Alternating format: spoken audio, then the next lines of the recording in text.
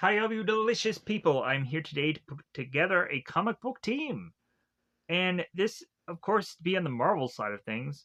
And this is be an Avengers kind of team. So when we're looking at the Avengers name, I was like, well, yeah, I got to come up with a cool, catchy name. And I was going and look at like who I was starting to pick for this team, bizarrely. And I was like, you know what? Like a lot of these characters are gonna end up being like obscure or estranged to a lot of people. And I was like, estranged. It's like, well, that sounds like a cool name, but like immediately also I'm sure a lot of people were like, well, hey, is Doctor Strange on this team? Because you have Strange in the name of it all. And I would just go on and be like, well, immediately, no, Doctor Strange is not on this team, but maybe he might go on and start watching this team or seeing the progress of this team and maybe join it somewhere down the road. Because, of course, like it makes all the sense for him to just be on the team. Maybe he'll be on there, like on their very last mission or something, because I'm sure they probably won't last very long. But, uh, but if anything, like I was looking at the fact that like uh, these characters will probably be estranged to a number of people and also uh, would be estranged to one another. So I was like, well, why not just call them the Estrangers? So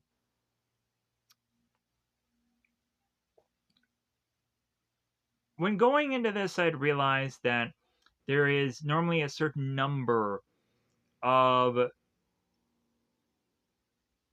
sets of teams. And Marvel, I think, is kind of more like different than maybe the DC side of things. But how I was to look at this is like, okay, like the Justice League has about like 7 members, right? But like the Avengers probably has kind of a wide range of different uh, team members from time to time because people swap out or there's a rotation or whatever. So I kind of looked at like X-Men also to be like, okay, you have like the core team that goes out in the X-Jet. But then also you have people chilling at the Xavier Mansion like Xavier or Jean Grey or Beast that like they're actually technically a part of the team, but like they're not actually out on the field. Like they're doing stuff at the mansion, they're going on and they're using Cerebro or they're mentally guiding the team, or you just have Beast that he's just doing his science stuff, and huzzah, he's on the team. Uh, so how I came down to just kind of decide this is like, okay, like I'll do like 7 core members, but then I'll also do 4 characters that are just to be kind of like rotating in maybe at some points. Uh, and then also by the end of this, I'll just kind of rattle off kind of villain characters that may want to go on and have me want faced off against this, which I'm sure there can be way too many of them. Because it just kept kind of going on like, oh cool, this villain, oh cool, this villain. Um, I am to also probably want to as much as humanly possible force everything down a supernatural route. So uh, that's kind of where my mind went with this list also. So uh, this list may not go on and appeal to everybody, but I thought that it was fun anyways. This is the most fun that I've had in quite a while of just kind of doing things to go to a certain video. So this was a fun idea for me. It's great. So with that said, let's get going on what I was trying to do here. So I also have to go on and state that maybe it's finally time for me to go on and have my own character suit up in this comic book world, because I had gone on and come up with this character a long time ago, and his name bizarrely was Grimdeath. Bizarrely, uh, I started to grow out of that name, and then also I'm sure a lot of people have grown out of that name also. So I decided to just kind of find a cool, catchy name, and bizarrely, one of the names that stuck was San, and I was like, okay, cool, San sounds like a kind of weird, goofy name. And then also, like when looking at like last names, it's like, like you can't just have San just be a name. That sounds kind of weird. So it'd be like Cher or just Beyonce, and that's it. But so Beyonce is Beyonce Knowles still, whatever. So I thought like San Mundane would just kind of be a cool name for a character. Because in my mind, it kind of just rung like a supernatural character name, and maybe it might be something that I might use at some point in the distant future for something. I don't know. Who knows? Uh, Maybe it might actually be a comic book character, or maybe it'll go on and be nothing. But with that said, uh, let's go on and let's reveal this character. So, uh, I had kind of probably had the same kind of character kind of in the wheelhouse for a very long time. But like adjustments like just kept consistently getting made with them. Like I was kind of consistently adjusting colors, consistently adjusting the way he looked. But always kind of trying to go back to the same kind of like, okay, like I like this design and this. So with the help of AI and then also me customizing eventually to my more liking this character. And eventually I really had to go through a lot of iterations of this character and change it and adjust it and fix it and whatever. Um, because it just never came quite right to me. And I'm probably still thinking that this isn't quite right to me, that I still need to fix it. But this is just going to be good enough for right now for me until I come up with a million other different things to just slap on here um, because it's never good enough. Uh, but yeah, so Sam Mundane is the name of this character, it seems. I don't know why. I'm just rolling with that name probably for today, and then tomorrow I'll be like, yeah, I feel completely different about that name. But so, anyways, the power of this character. So,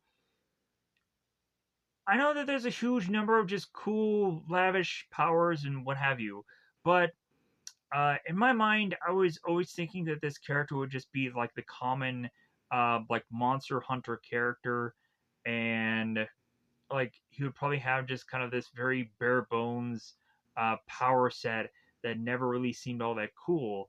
But when it really was to go on and start to look through all the different kind of wide varieties of different kind of superheroes there were, I'm like, well, you know what? If you can't go on and be the absolute best superhero that exists out there, what if you had a power that like baffled people, or what if you had a power that just seemed like, man, that is got to be like the worst power, and like here's where I went with here. So immediately this character he goes into the battlefield and he immediately dies. And you're just like, okay, that sounds like a stupid power. But we come to find out that this character ends up getting caught in this loop because he respawns from out of nowhere. And once he dies, he respawns out of nowhere. He reappears, jumps on the villain, starts beating him up again. And so this continues to happen until the hero wins. Just respawn, come back, beat him up again, respawn, beat him up again. Maybe every single time there is a troubleshooting thing, maybe every single time the character dies, he ends up gaining more powers, or maybe he gets unique powers. Maybe he goes on and is to just increase in power every time he dies, and maybe that's just his thing. I don't know. But for some weird, bizarre, wacky reason, I came up with this superpower where this character consistently dies in the battlefield and is stuck in this just weird loop every time he faces off against a villain. And eventually it goes on to have it be that this character either defeats this villain by pure luck, or that the villain just gives up, and that can go on and have this character win this day. Because I just kind of thought of the heckler, how he goes on and just uh, kind of wears his villains down. Excuse me.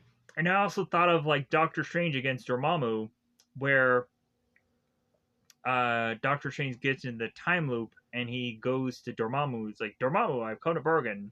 And every single time Dormammu would kill him, and then Doctor Strange would come back with Dormammu, I've come to bargain. And like eventually, uh, Dormammu gives up, and then is to hear Doctor Strange out and is to agree to his terms, or otherwise they're going to get stuck in this time loop again.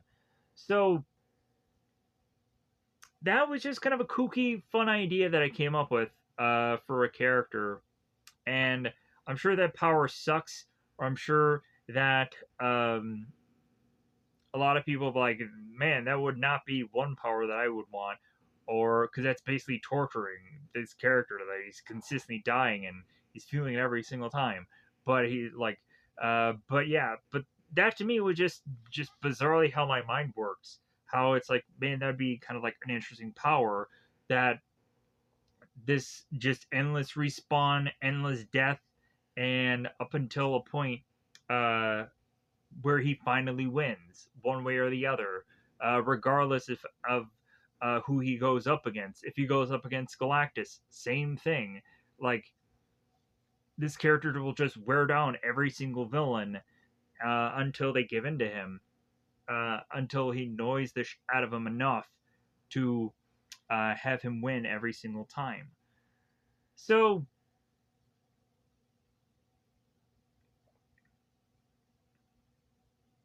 maybe he'll be called Repetideath. Who knows? Maybe that'll be his goofy nickname of sorts. So multi death, endless death, death excess. That's one name that I wanted to go on and uh, call a supernatural team at one point. Death excess, and I realized how much a mouthful that probably is to a lot of people. But anyways, with that said, let's go on and actually get to the list of superheroes because I have a lot to go on and talk about and say, and I'm sure also this video should go on and be as short as it possibly can be. So let's pause here so I can kind of reset what I'm doing here and be able to get into my list of characters here. So let's pause here and let's get this list going.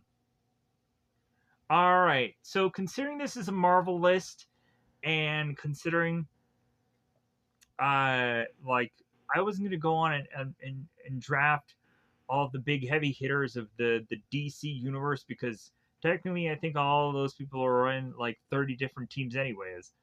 Um did I say DC list or did I say third Marvel list? Um Either way, um if I went on to get all the heavy hitter superheroes in whatever comic book world this is, I'm sure they're in 30 different teams, so it doesn't actually make sense to be like, well, yeah, I'm definitely going to be getting so and so character. But anyways, so how I decided to do this was to really research as much as I could about DC and Marvel characters, and I knew certain ones that I was definitely going to put on this list, but then also I had found new ones of new characters that I'd never heard of before, and I'm like, oh my god, like this could go on and possibly be my new favorite character within this Marvel company, regardless of how probably obscure it is or how this character may go on and be to the Marvel Universe be either dead or to go on and be a character that uh, they do not go on and do much books of, just because of how um, hard it is to probably even write for this character. But then I'm looking at you, Superman, and how like honestly how he just has all these whammadine powers for whatever hero or hero, whatever villain he goes up against, and it doesn't make sense how Superman all of a sudden has, like, for these specific issues, all these weird powers to defeat these heroes. It makes no sense. So, anyways, my very first draft pick for this A Strangers team is to go on and actually be a character known as Starbrand. This, of course, is to be the Brandy uh, Selby version of Starbrand. I did this because one, like when I was trying to put this team together, I wanted to have at least two female characters in this team.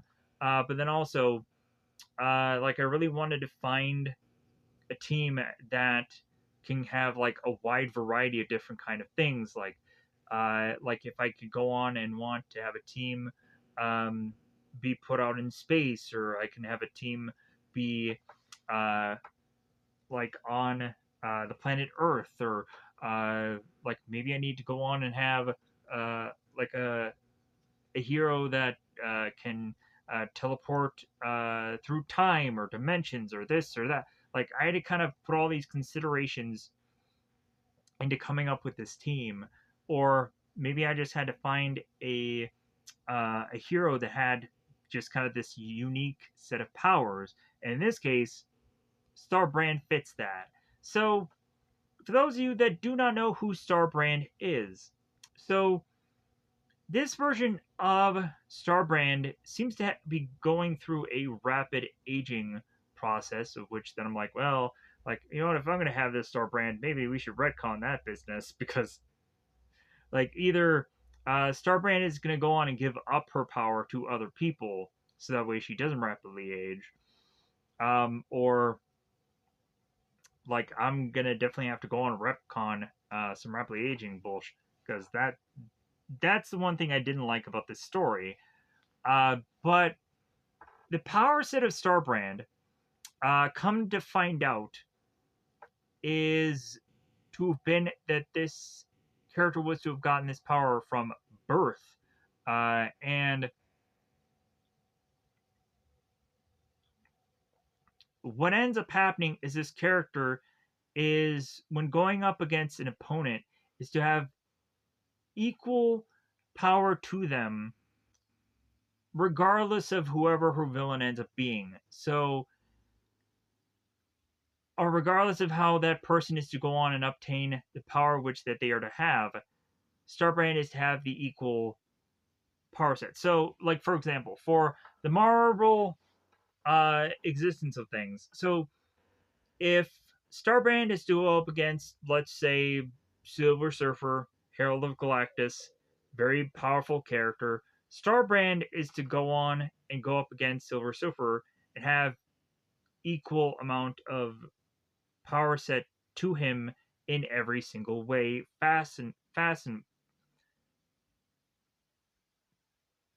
fashionable. And she is to, of course, somehow miraculously be able to do that just because of just her power set.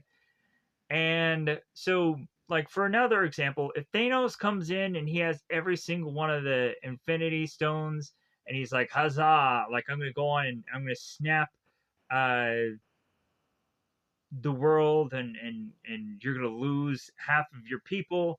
Starbrand is gonna go on and be like, "Well, you know what? Like since I'm now on the battlefield next to you, Thanos, I can go on and just snap my fingers and have them all come back because Starbrand can just enter the battlefield and just do that and not have to have the Infinity Gauntlet, not have all the Infinity Stones, because she will go on and have equal power set as Thanos on the battlefield because the two of them are fighting. So I thought that was just amazing idea. Like to me, like it's kind of just as fun as like One Punch Man. How One Punch Man comes into every battle, he one punches whoever the villain is, and then the villain dies. So we have to realize that like Starbrand, like she'll probably go on and probably win every single one of her fights or die. Um, but like die from maybe like having way too much power in her or whatever. But uh, but logically, like at that point, like it'll get down to the fact of like whatever story that she'll actually be involved in, like it'll be all about the story getting to that point, about how good the story actually will be, instead of about how like the battle will actually play out. So that is probably to have some consideration to be taken into picking this character and having her be incorporated in a story. So let's move on. Sleepwalker. So this is, of course, from the original host, which is Rick Sheridan. So Sleepwalker, for those of you that do not know about this character, so this is an alien who makes his way onto planet Earth and is to join itself to a character named Rick. So while Rick is going on, and he is to, of course, fall asleep, the Sleepwalker is to start to run amok and is to become this superhero character that is to defend the city at night and is to, of course, have this reality warping power. And immediately when I was looking at that, I'm like, oh my god, like this sleepwalk, sleepwalker, sleepwalker character is to have the ability of an infinity stone like basically on him. He doesn't actually have a actual infinity stone, but he has the exact same level of power. So I thought that was just really awesome how this character seemingly has this level of ability, but there are also just kind of some real kooky or weird uh kind of villains that it goes up against at some points. But really, I just thought this is a rather really interesting character that uh, goes on and kind of reminds me of when I was kind of looking at kind of archetypes, or when I was kind of looking at uh, like who characters should go on and be within a team. Like I was thinking of like the Martian Manhunters or Miss Martians, or just like an alien character that normally ends up getting put into a superhero team at some point. And then I was thinking of obviously like Sleepwalker because of how I just like the weird goofy design in this character, and I just like the idea. And I was like, well, what is his power set again? And I'm like, oh yeah, he reality warps things. I'm like, you know what, that seems like a really cool just kind of idea for a power. So it's like, yeah, this seems definitely like a character that could really be fun for kind of throwing him into a comic book team. Uh, but anyways, there is also, excuse me, while I was kind of looking through the villain list also of Sleepwalker, uh, like I immediately saw that there was one character called Roadkill, and for how they were kind of presenting this character, it's like, wow, this is kind of just really cool. Um, so maybe at some point, maybe Sleepwalker can go up against this Roadkill character, and I think there's a cat that goes along with them also, the villain. But yeah, but uh, maybe that could just be a really interesting battle at some point. Oh, also for this Marvel team, like you would immediately think that probably this whole entire team is going to just go up against like Ultrons and Thanoses and the biggest, baddest, whatever guys. It doesn't really break down like that in my brain. Like, I think that there are some villains that could give us really good writing exercises instead of just being like, well, who's going to be the strongest, who's going to be the baddest, who's going to be. It doesn't always have to come down to that. It just has to come down to really good writing, a really good story, and also I think the overall approach of this this comic book could be maybe not creative or unique enough, but could just be something that is to just be uh, a thing that definitely will lend to it being just this fun adventure story that, regardless of winning and losing and what have you, like it's just the fun aspect of how this story eventually breaks down. So, and I also was thinking of like other kind of ways of which that we can go about instead of having like the traditional uh like approach of just normal just superhero team storytelling where like the superhero team goes against this alien race and just they bump heads and whatever. Like I was thinking of like what if you could go on and have like the team be infused of maybe like the greatest hits of uh of the Marvel universe and have like a team like steal credit from prior superheroes by uh by saving the world uh and not have it actually be whoever the original person had saved the world.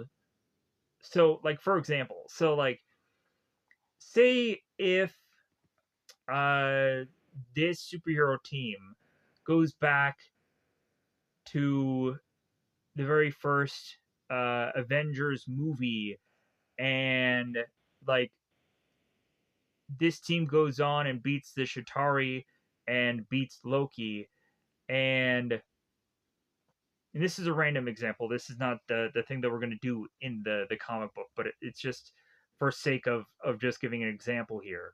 So like if the whole entire team goes back into the Age of Ultron story and whips Ultron full sail, like just whoops that ass, like then this team would go on and get the credit for beating Ultron, not whoever had gone on and actually beaten Ultron in that actual story. And it'll be like a retcon, and maybe uh, the team who originally had beaten Ultron will uh, will probably know what had transpired and be very upset with this new team. But like, hey, like these guys are stealing my credit and this and that, and they're trying to like be fame seekers and this and that. So like it just could be a really interesting dynamic of how this could all be broken down. I was also thinking of like the greatest hits of Marvel, how you can also go on and have like what if episodes they kind of rip off of, and like it could just be a lot of fun, goofy fun. But then also there are just kind of interesting ideas that you can go with also, where uh, you can just have this infection that just appears and just starts to spread, where all of a sudden one person ends up waking up one day and they're just aggressive and they're angry and like and they just lash out, and all of a sudden once they lash out they touch a person, and then all of a sudden that person starts to get aggressive and angry and whatever. So and then all of a sudden this whole thing just starts to spread from everywhere, from everybody, and there's no real way to exactly uh, cure it, or maybe there is a curing it, but it's very difficult, it's very hard. So that could be just a really interesting thing. Like I kind of got that idea after uh kind of just making my way into a Grendel video, and it started to talk about how like the character is to just have like violence within him, and that kind of forces him to becoming this character, and it's kind of rather interesting how that just kind of poetically just be stated there. But anyways, there could be a number of different kind of scenarios that you can kind of work with a team.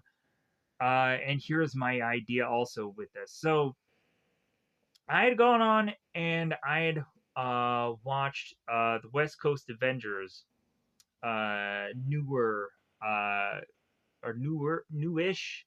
I see newish just because there is also another West Coast Avengers team that has Iron Man kind of leading the charge. Currently, the second is recording. Uh, but there had also been this West Coast Avengers team that had this reality show approach to it, and I'm not going to say that I'm going to do exactly that, but I'm going to want to try to do something maybe close to that idea. Kind of like how also the Warriors and the New Warriors or something, they had that idea or they had that approach around kind of like Civil War time, and that kind of blew up in their faces, literally, not figuratively. Uh, with how that just made the Civil War event worse for them. But yeah, but like I thought if you go on and you had one character that just felt just so desperate that they make their way to a more powerful character and in desperation just be like, hey man, like I need to make some kind of money here. So like is there any way that I can go on and like all I got is this superhero thing. Like, is there some way I can just kind of make money off of this? And it's like, well, hey, how about we just kind of put this show together and like you just become this internet sensation and maybe uh like the further and further we do this, like it'll just skyrocket off and it'll be popular. I'm like, oh yeah, like so and then maybe like the further and further that it just starts to expand and like it just starts to continue to work that like things will really just start to just uh, get into bigger scale of things, and so could be fun. It could be a fun story. But anyways, so but let's get into the next chosen one here, Doctor Voodoo. So we obviously have to have a character that at some point had gotten Sorcerer Supreme, but maybe it would not have actually been Doctor Strange. So Doctor Voodoo, or in some cases, some people would call this character Brother Voodoo, uh, but there's kind of some offense to that name, so they changed it to Doctor Voodoo. Yeah, whatever, what cool. Like Voodoo, like I like the character name and what have you.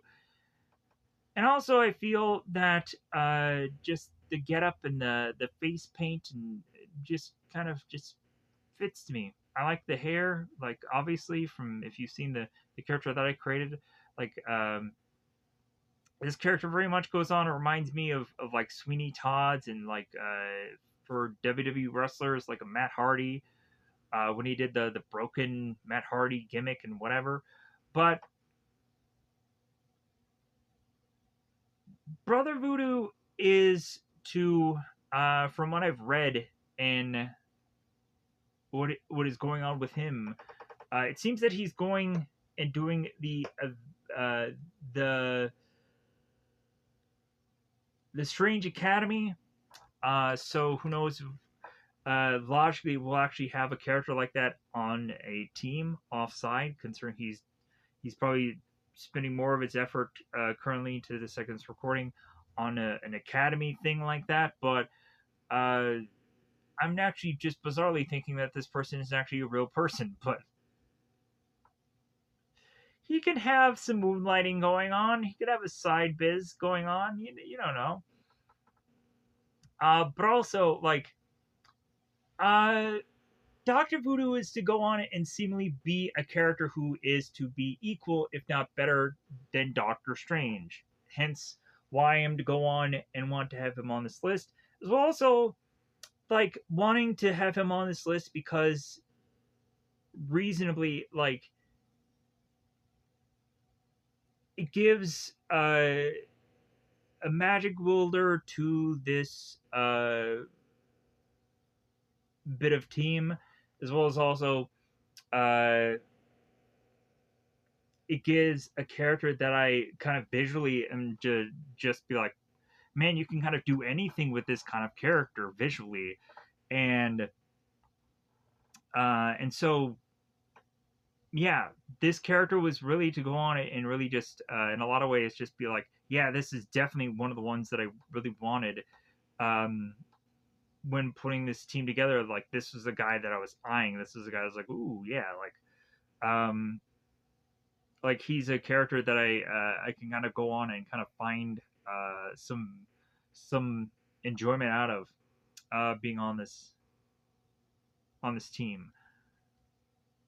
So uh, I don't think I had gone on and explained this, so I also need to eventually go on and explain this because it doesn't probably have anything tied to the next person. But at some point on these lists, I decided to make a challenge of myself. So for the 7 members that are go on and be in this league or in this case in this Avengers style team, I definitely wanted 2 women on this team, but then also I wanted a character that eventually could go on and get redeemed because they are to be considered a villainous character.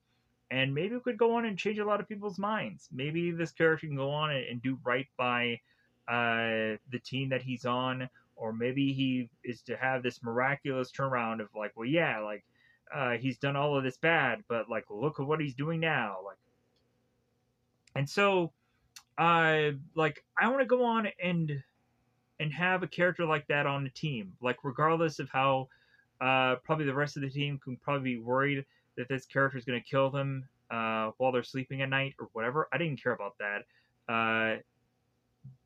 Like because also there's some really powerful characters that are to not to exactly be all that quite sane, and people don't lose sleep at night.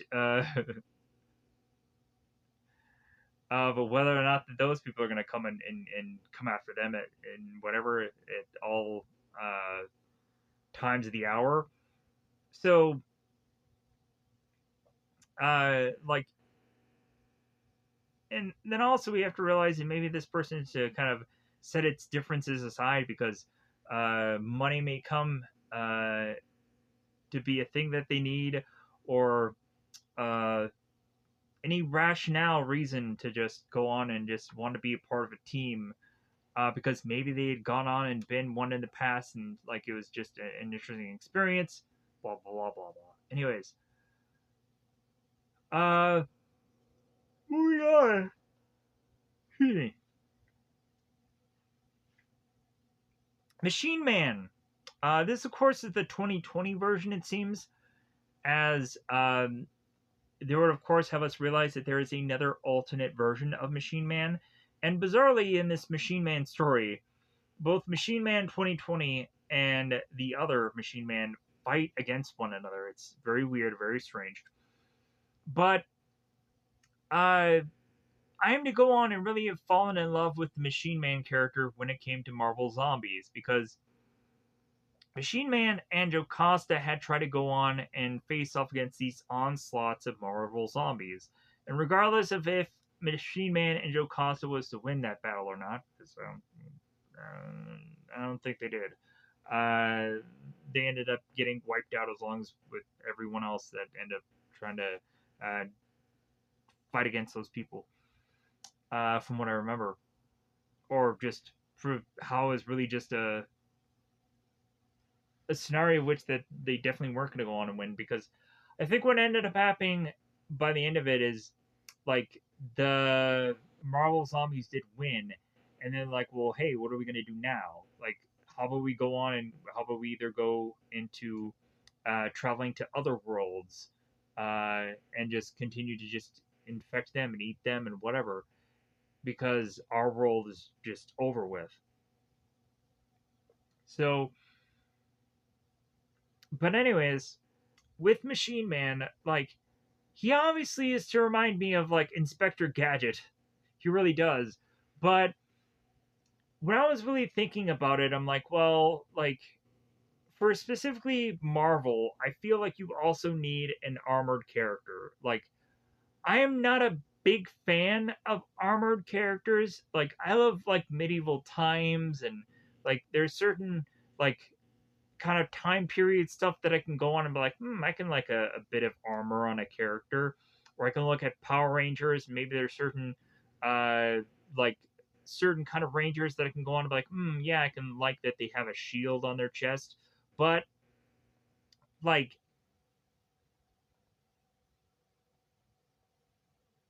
I feel that if you have a robot character,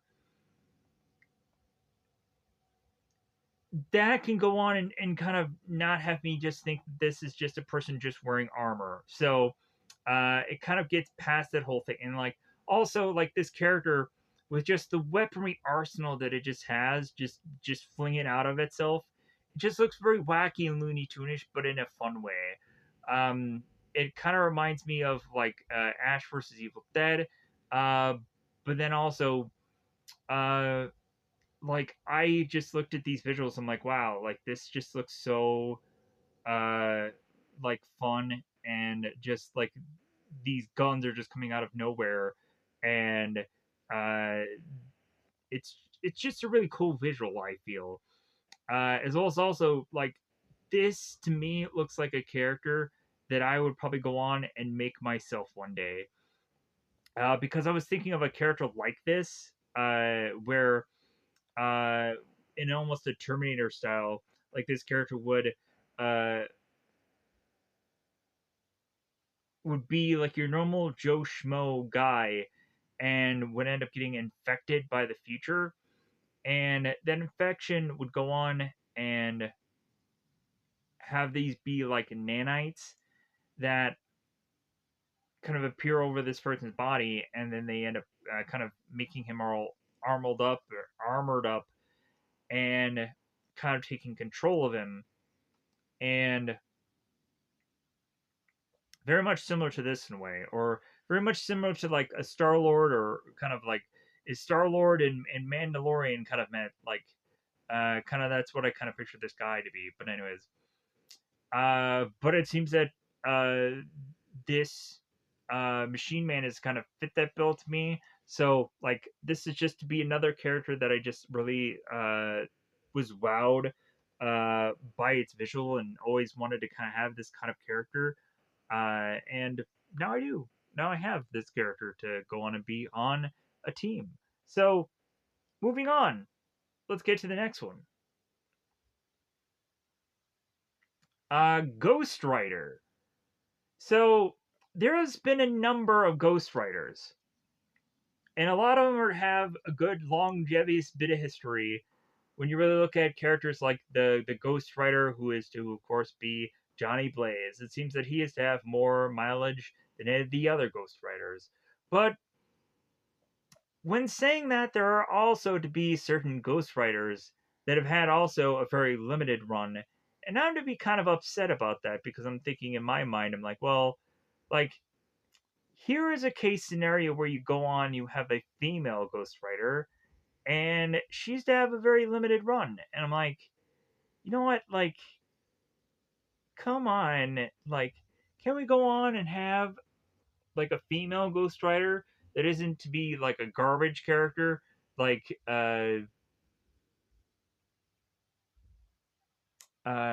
the Spirit Rider that is kind of going on currently in comic books, where like I've heard about what her first issue is. I'm like, man, that just sounds so forced, or just sounds so stupid. Like, I like that the fact that that character is a Native American, and I am at some point a fraction of Native American myself, but like, doesn't mean anything. But that doesn't give me free range to say whatever I want. But anyways, but like, I appreciate that they have that kind of character, but the character is not good. It's not a good character. So there's a very limited number of female Ghost Rider characters, so I had picked this one, even though actually the way that her story plays out has this character die, and Johnny Blaze kind of ushers her into the afterlife. And in my mind, I'm like, no, no, no, no, no, no. Like, we need to retcon that whole situation. Or also, uh, maybe we should go on and have this character be lending her spirit to another character and have her eventually become, or he or she become a ghostwriter. Like, I'm thinking there is a caretaker character, caretaker Sarah. And in my mind, I'm like, that's a girl that can become a ghostwriter. Like, why isn't she to go on and become a ghostwriter if she hasn't already? Maybe there's a story of which that I'm not aware of. But caretaker, the caretaker Sarah, uh, who seemed to be the descendant of the original caretaker, could go on and become a ghostwriter, maybe from some lingering spirit of any number of other ghostwriter characters that are to either give up their demons finally and die, or end up being like Jones, who had gone on and been in the afterlife and is to go on and be with all the other ghostwriters. Why are they just all sitting around just doing nothing? All these ghostwriters? Not sure why. They can go on and be uh, doing something. And also, they're all in hell, technically. So all the Ghost Riders are in hell. They're miserable. They hate their lives. So, but either way, I just liked this character. She was also in the Thunderbolts, so she was technically in a team prior. So freaking yeah, I really want to go on and see more female Ghost Riders, please, and thank you. Uh, for the knowledge of there is a person out there that wants more female Ghost Riders.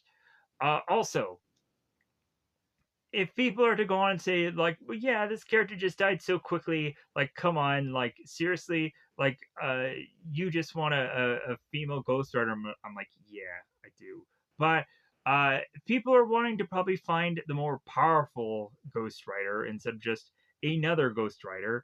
Um, you can probably look at Robbie Reyes and realize that he is to go on and have what does it seem to be the all rider ability that is to go on and have like helicarriers and all kinds of things. Eventually, have him become this crazy, wild uh, power of Ghost Rider. So that could go on and be interesting to a lot of people to say that okay, like maybe all the other Ghost Riders can also get that same ability. But again, uh, uh, Jones is who I would want to go on and write a story on for how limited her run really was. Even though it also would be kind of hard to have this character justifiably in a lot of people's stories become a ghostwriter because how she had taken Johnny Blaze's Zarathos demon and kind of took it upon her own for quite a for a little bit, for a cup of coffee, so to speak. So they need to go on and kind of work that out. Just kind of make her own demon or something, or do a bunch of retcons. Have her, because she's a ghostwriter, make her way into another person and have her, instead of, yeah, like figure that out. Figure out how that works out in the story. But also, uh, as far as ghostwriter characters is to be concerned, uh, there was, as I'm kind of looking at my character list here that is kind of blurry. Uh, there is a Ghost Rider villain that is to be called uh, Kowalski. Kowalski. Kowalski. And it seems for whatever reason this character had gone on to become somehow a Ghost Rider. He's to have this green smoke around him, and I believe he is to be like the spirit of pollution or something along those lines. But the character just looked so oddly cool in my mind. How uh, it seemed that this character is to kind of be having the shotgun, and just the way that they designed this character looked really cool, and that just kind of really fascinated me. So much so that I'm like, man, if we could have like a villain like that be part of this kind of story of things, that could be really fun.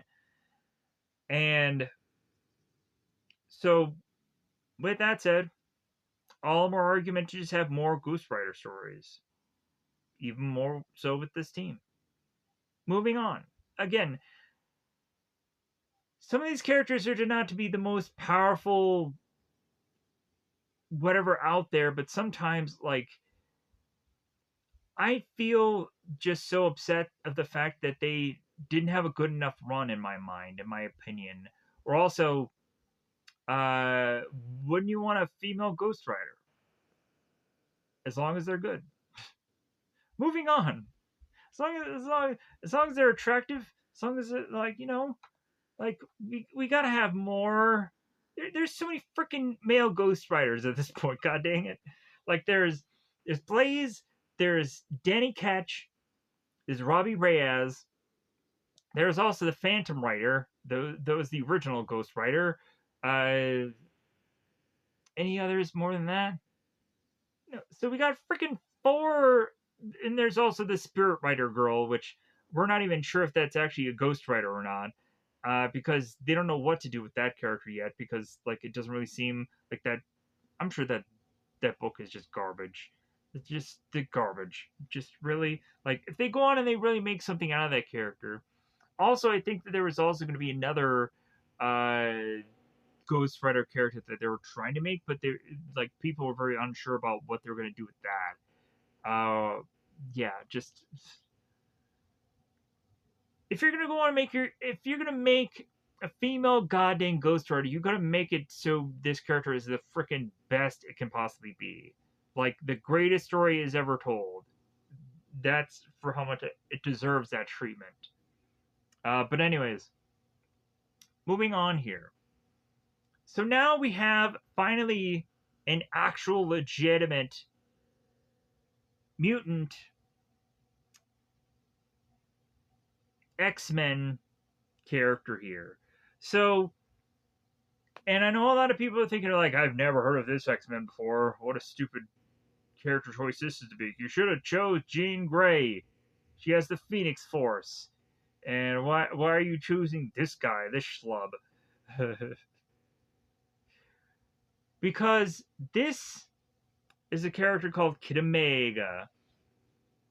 Kid Omega, Quentin Quire, is to have such a power that is in my mind, be so creative that it seems that his actual powers to be so much similar to my mind, to be similar to like a Green Lantern, but then also because he can kind of create these pink constructs that are go on and attack people.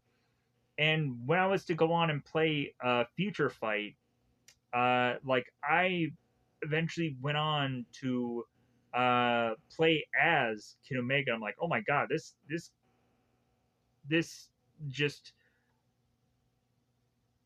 this character was a lot of fun to play, but then also just like the what he was doing there, I was like, oh my god, this is really fun. This is really interesting. As well as also going on to think of him as like the Marvel answer to Green Lanterns is basically just this guy. And also, at one point, Kid Omega does become the Phoenix. So for all you were to going on and saying like, well, you should have just picked Jean Grey Phoenix. If you really kind of think about it, Jean Grey as a Phoenix was very unstable. you never knew if Jean or whoever Jean was going to eventually birth, as far as kid was going to end up being, whether it's going to be like possibly Hope Summers, Rachel Summer, or whoever the descendants of Jean Grey were, and eventually how they uh, got into the Phoenix powers, because eventually that happened. And I'm not sure about Hope Summers. I think Hope Summers could have actually been the child of Cable, which is actually to be uh, Scott Summers' son from the future. Spoilers for those of you that don't know enough about X-Men stuff. Uh, but also, if anything, if I'm wrong about Hope Summers, let me know in the comments below. Because it's been a while since I've read Avengers versus X-Men. It's been a very long time since I've read that story. Uh, and there is some kind of origin thing of tale of who Hope was. But anyways, you guys can correct me if I'm saying anything inaccurate here. But so, uh, yeah. So this character at one point is to have the Phoenix power, regardless of how much a length that is. Plus, also, like I liked Kid Omega simply because like he's a character that you can almost buy as being this good guy, but then also you can see him at some points turning villain in the X-Men story. So like for him, like it's kind of really interesting to see that you can kind of like write his stories in a number of different ways, but eventually he still will end up being a good guy by the end of it all. That he'll still want to go on and be a part of these teams. And then also Kid Omega was on the West Coast Avengers team. And like when looking at the story that I wanted to write here, I was kind of like, well, maybe Kid Omega could turn to some other X-Men who has a certain power. Let's just say when I eventually will get a little bit more creative about who I pick eventually in the future here. Maybe Kid Omega can go on and realize that he's like, well, like when we did this reality show before, in the West Coast Avengers thing, like I was getting paid, I was getting this money. Like now the money's starting to dry up, and like I can't go on and manipulate people with my powers to uh, like eventually like I have to go on and make some legit money and this and that. So Kid Omega can go on and turn to this bigger powered character and and kind of make their case. And Kid Omega can go on and try and state that like he wants to be a part of this team, and he's thinking that if he can talk to this person that he can get on to like a very high level team, and this person can go on and look at Kid Omega and be like, dude, you're not going to end up with like Captain America's and Iron Man's, and no, like you have to be more reasonable. It's like you have to go on at least like you have to get to, to a point where like you have to be more reasonable, or you have to go on and you have to realize that you're going to get like the bottom of the freaking barrel of people to work alongside you. If specifically you're going to go on and you're going to be the leader of this team, no one's going to want to be led by you. So and if anything, like we'll probably have other characters that are kind of going on and they want to be the leader. They're going to go on and take control of this team because they've either been in that role before, or logically, it's like, dude, like there are so many other people that are equally, if not more powerful than Kid Omega is. So why should he go on and be the leader here? But Kid Omega can just go on and just be desperate for fame and be desperate to uh, want to be part of a team again. And so he's getting this chance, but it's not the team that he exactly wanted. He's not to think that he's going to go on and have this person kind of okay this deal.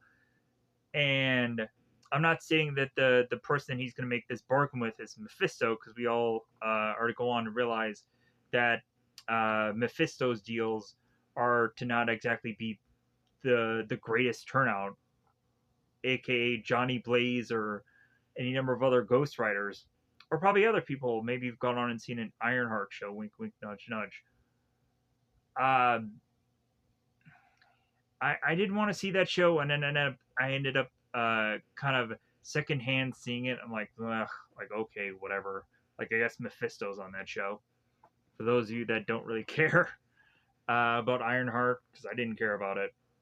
But anyways, so Kid Omega goes on to be a part of this reality show, this new reality show. That's my pitch for this comic book, and it's not going to be like The Office, where they go on and have the weird real world or Office commentary off to the side.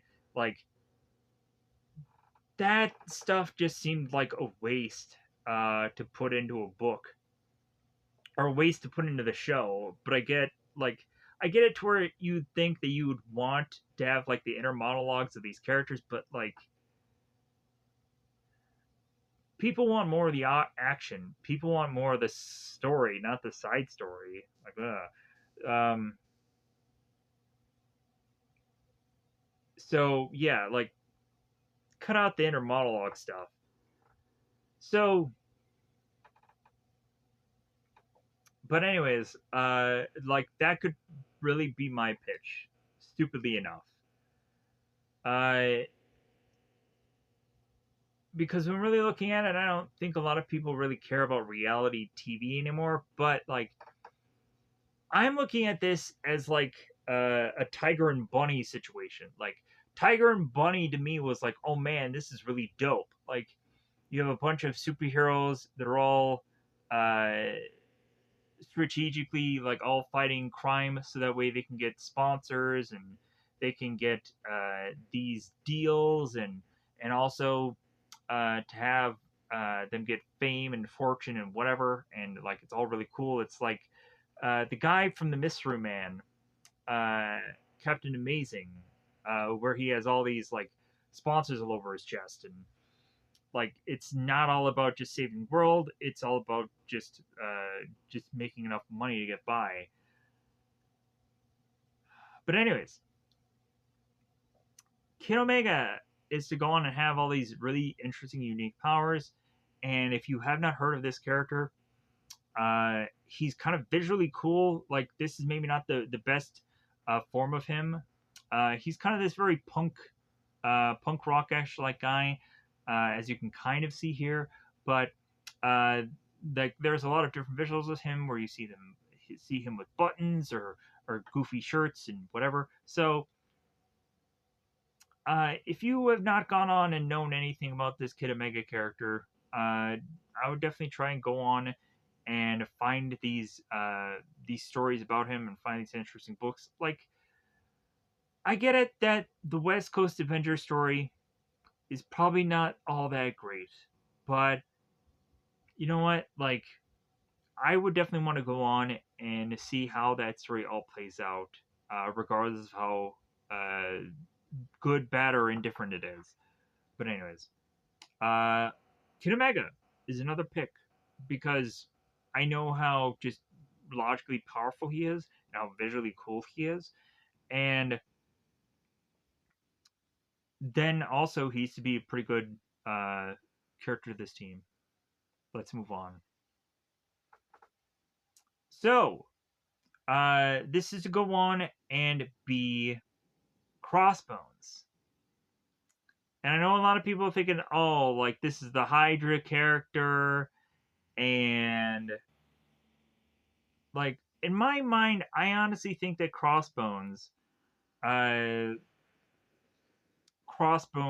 uh, Brock Rumlow. In my mind, he's just a vigilante for hire. In my opinion, like I feel that Rumlow could just be loyal to Hydra just because he's getting paid by them, and immediately once those checks stop coming in, like he goes on his own and just finds other missions to be a part of. So, in my mind, Rumlow could go on and stop becoming a villainous character. Maybe he'll go on and he'll make his way to uh, being a good guy. It seems at one point also, Rumlow had been a part of the Thunderbolts and been the leader of the Thunderbolts. And yeah, a lot of people can probably go on and state that, like, well, yeah, that guy was a jerk and like he uh, forced leadership by fear and this. But yeah, but at least he was a leader. At least he was a guy that had gone on and been a part of of, of Thunderbolts instead of just being like mostly what everybody is to go on and know him really by is being part of Hydra and a part of the MCU, and not a lot of people probably on opposite ends got on to see him anywhere else. And eventually, he kind of randomly shows up in some animated stuff. I think at some points, but it's very rare to see Crossbones actually being used consistently anywhere. So like he's just kind of this character just kind of plucks in and out in these certain situations. But if I'm wrong about that, let me know in the comments below. I would love a Crossbones single solo series. That would be kind of fun for me to go on and just kind of find. Uh, Maybe we can kind of see Rumlow's story and maybe we can kind of relate to him in some ways. Who knows? But anyways, with that said, I think that uh, the Redeemer character, I think, is the very last character that was to be put together in this team. So now I think I go on and I do the characters that are to be the alternatives or the characters that I feel will kind of be benefited to this story in some ways, or people to probably be baffled and confused why I chose these X number of characters. So let's go on and also the reason why, of course, I chose Crossbones would be obvious because I liked the design of this character, and as well as also if you looked at the character that I had put together at some point in my life, he looks very much just like Crossbones in a lot of ways. So I'm sure that my character will probably never actually become a thing because a lot of people would just be like, well, hey, Crossbones exists. Why are you basically being a variation of Crossbones? I'm like, yeah, you're kind of right. But I never thought about that when putting that character together until I was to finally find Crossbones. I'm like, oh yeah, yeah, it's surprisingly similar, except for my characters to go on and to be more of a supernatural character, where his is to go on and be much more of a like a soldier of fortune kind of thing. And that's kind of not where I was going with my character. But anyways, let's kind of move on here. So the four alternative extra characters had really been chosen by me because of their either enormous powers or also because they may have some play in with the story, or also there are certain uh, bits of characters that I felt that it could be really unique to see how they could play out in a kind of team aspect. And let's go on and let's kind of rattle these off. So, first off, the woman that you're to go on and see at the very top here, who's wearing the yellow and the black here. So this character is to be called Miranda, and people have probably never heard of this character before. And I will go on and explain the power set of this character to make you understand why I chose this character. So Miranda, it seems, has the power of Marvel's universe's continuity. What does that mean? So Miranda can go on and at any point in time make anybody in the Marvel world exist and not exist. Anybody. It seems that Miranda can go on and be blamed for anything that has ever gone on to be a happening in the Marvel Universe because maybe in her mind she is to have chosen it to be so. Maybe Miranda is to have kind of been victim of Bucky Barnes becoming Winter Soldier, or Nick Fury Jr. existing, or any number of things we can go on and say maybe we can blame Miranda for all new, all different Marvel. So on and so forth. That the all new, all different Marvel wasn't exactly all new or all different, right? We can blame her for that.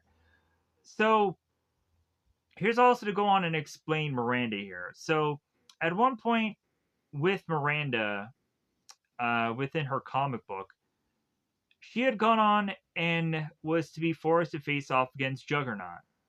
And as Juggernaut is rampaging his way to meet Miranda, all of a sudden a well ends up appearing and Juggernaut falls into the well and falls forever. Miranda at one point is to face off against Magnetos and all these other characters, and all of a sudden they're to disappear before her very eyes. And Miranda is to be like, all right, like, okay, like, are we done? Like, so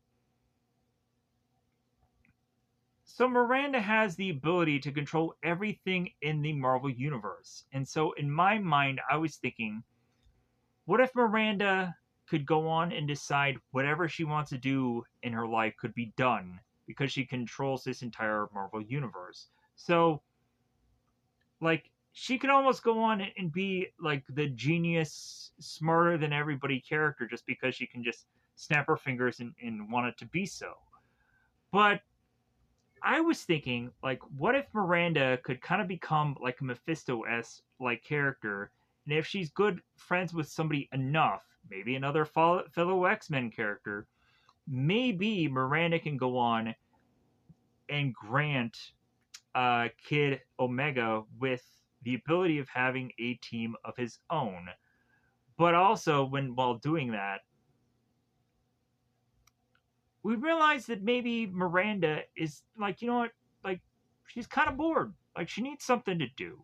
So Miranda may go on and decide that she is putting together this reality show and that she is to just go on and become this TV executive or whatever. And she wants to put a reality show together. And so she's kind of looking for these superheroes to put this reality show together. And she's looking at, well, hey, like Kid Omega has had TV experience. So, hey, I'll hire that guy. And like, since everybody just loves superheroes, like we just need to go on and have Kid Omega come in here and just have him just find us or have a certain pay scale to put a team together, and it ends up putting together this roster of all these other characters, but at the lowest possible rung of superheroes that they can actually find, to the point of even them going on and finding a guy who is mostly known as being a villain here. So, as well as also, like, Miranda can go on and be like the Xavier of this group because she can be going on and be putting this TV show together, and she's kind of manning the cameras, and she's going on and kind of being the man in the chair and kind of walking these walking. She's going on and talking to these heroes and kind of guiding them uh, of what they're going on and kind of going through here. And because she's kind of controlling everything and she's kind of helping out.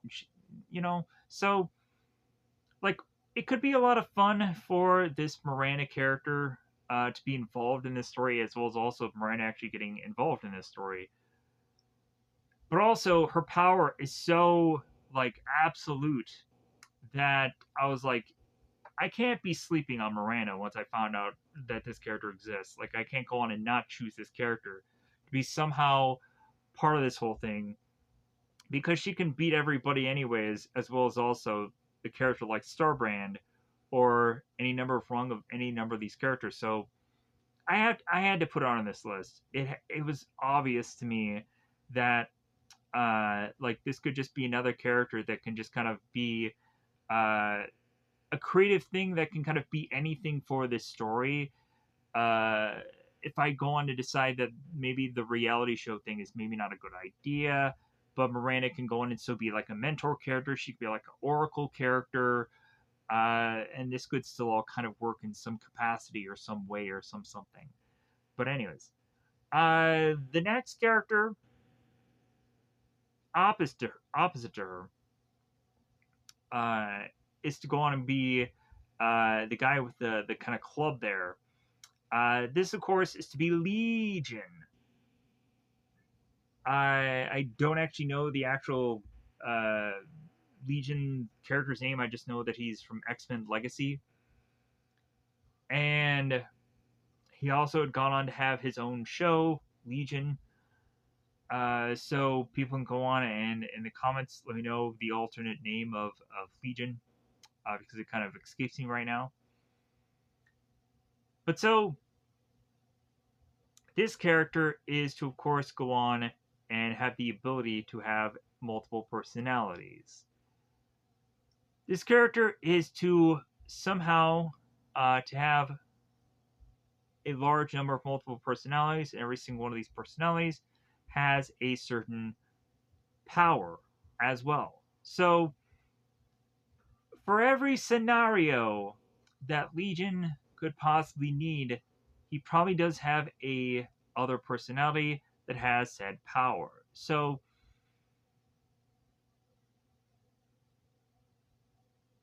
the also range of all these personalities that Legion is to have a good smattering of kind of characters that come out through these stories that I'd gone on and seen uh, Legion be a part of. And I was like, man, this character is so fascinating. Like, this is to go on and kind of seem like the crazy version of Ben 10 in a way. Because Legion is to be not all quite that sane. Uh, but yeah, because like he just has no control of his powers. So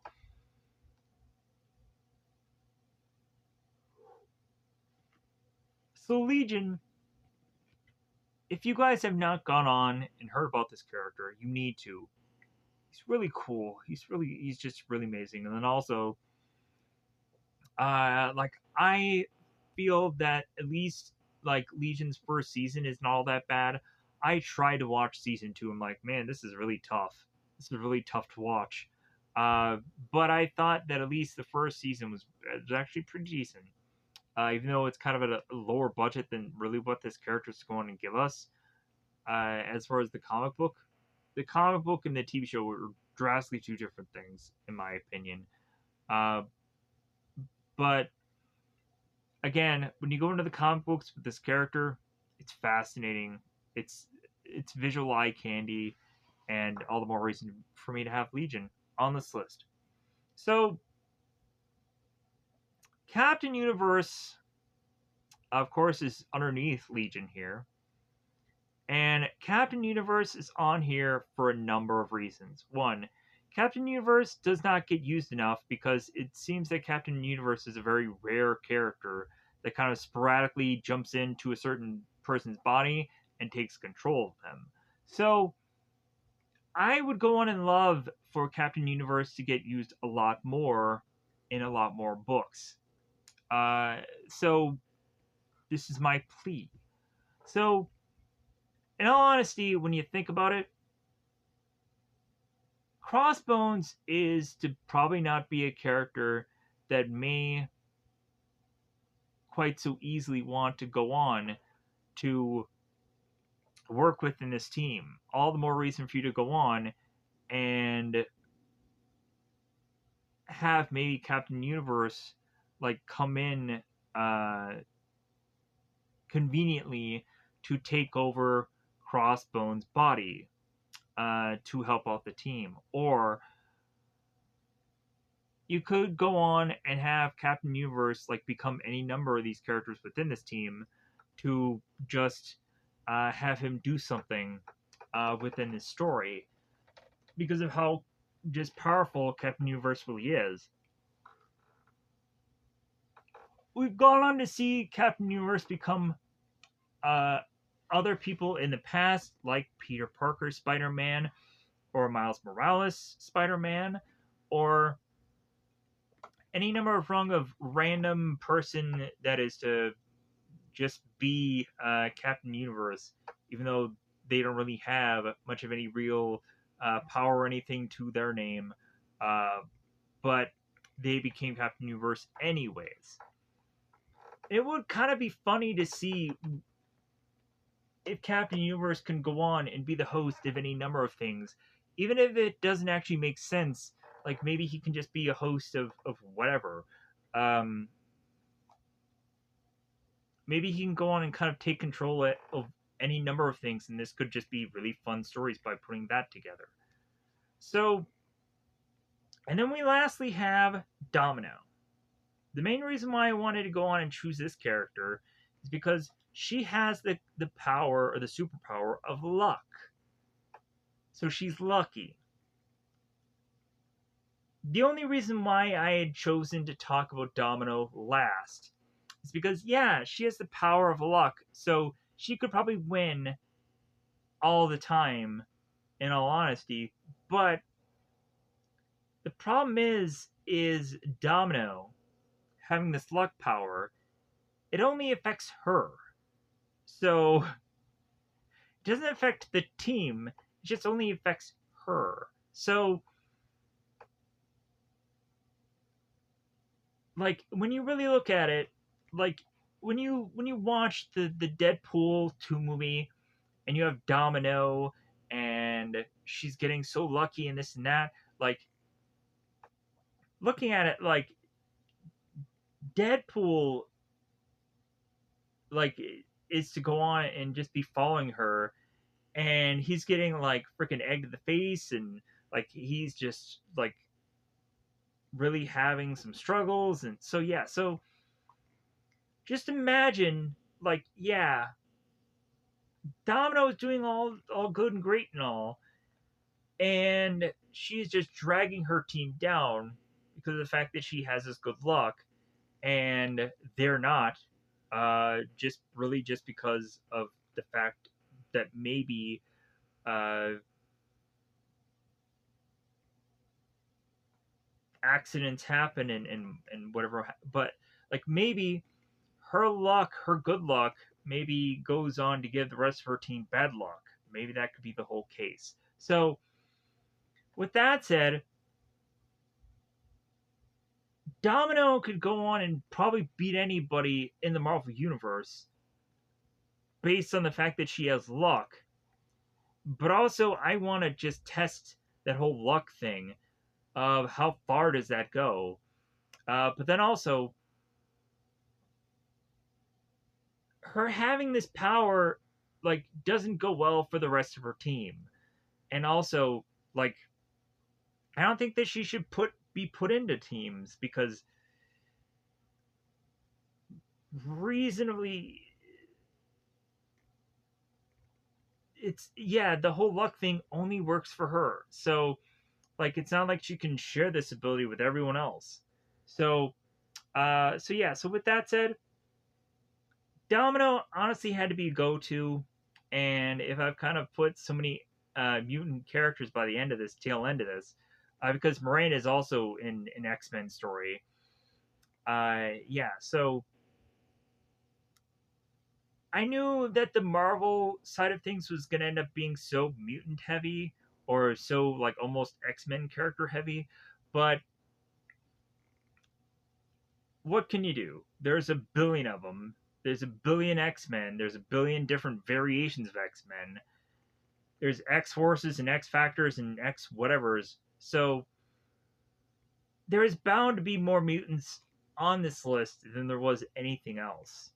But also, like, I tried as much as possible to find characters with unique things about them, and I end up finding out more mutant characters than anything else, more X Men almost characters than anything else. So I was trying as much as possible to also just kind of give this list a bit of variety, but then also I just found these characters that had these just really unique powers. So I had to put them on this list. So I think after here, now we have to go on and just kind of talk about the villains. So I know that this is going to take forever, so I really have to go on it and figure out a way to have this kind of go by quicker. So here's what I'm going to have to say here. So for some honorable mentions, there have been some really cool characters that I would have wished to have been on this team, but they just kept falling to the wayside. So one was Tigra. I wanted Tigra on this team because I'm like, Tigra, from what I found out about, like she had gone on and taken down a Super Scroll at one point. So I was like, ooh, wow, that's cool. And Tigra had gone on to be in the West Coast Avengers at one point. I think had worked alongside with Kid Omega, so there might have been some story there. There might have been something there, but like, uh, but Tiger, I think, in that story was probably a very one-off character there. Uh, like you could make Tiger a villain, but like it's like I feel that this would just kind of be a rip-off Cheetah at that point if you really went on and made Tigra a villain. So, anyways, but yeah, but Tigra was a possibility. Uh, the sleeper symbiote was a possibility that I wanted to go on and possibly put on the hero site, but it just didn't work out in my mind. Like I was thinking, like I already have an alien on this team. I don't want to have two aliens on this team. You know, like look at all the mutants and all the things that I ended up eventually putting on this team. When you really think about it. But anyways, so let's go on, and so let's break down some of the villains. So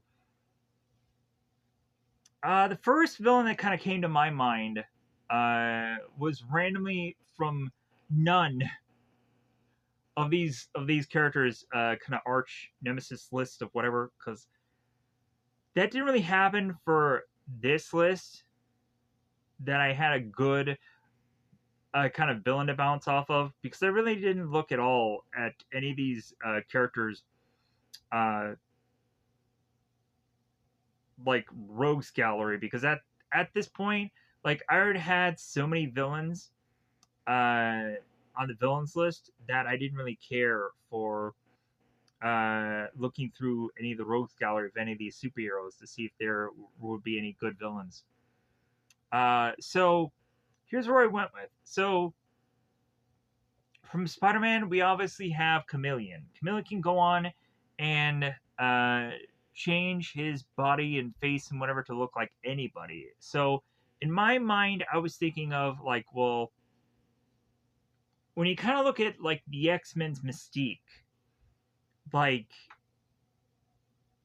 Mystique can go on and face off against Wolverine and kind of take him down and whatever. Also, like X-Men's Morph, like these characters do have good usages in these, but what if like Chameleon goes on to uh get to the point of using his ability to change into these people to throw off this team or to get them all arrested or to get them all in trouble or whatever. Uh, Chameleon could go on and be following this team and figure out a way uh, to throw a wrench in their plans and all kinds of things. Like Chameleon, I think if you give him a good enough story with his ability, this character can go really far. This character can go on and uh, be more uh, than just a thug of the week. This character can go on and be like a reoccurring character that can go on and really have a huge problem somewhere down the road. Uh, and could just be a lot of fun to have this character being used. But also, I'm sure a lot of people could probably say that it's like, well, hey, since Spider-Man technically has like characters like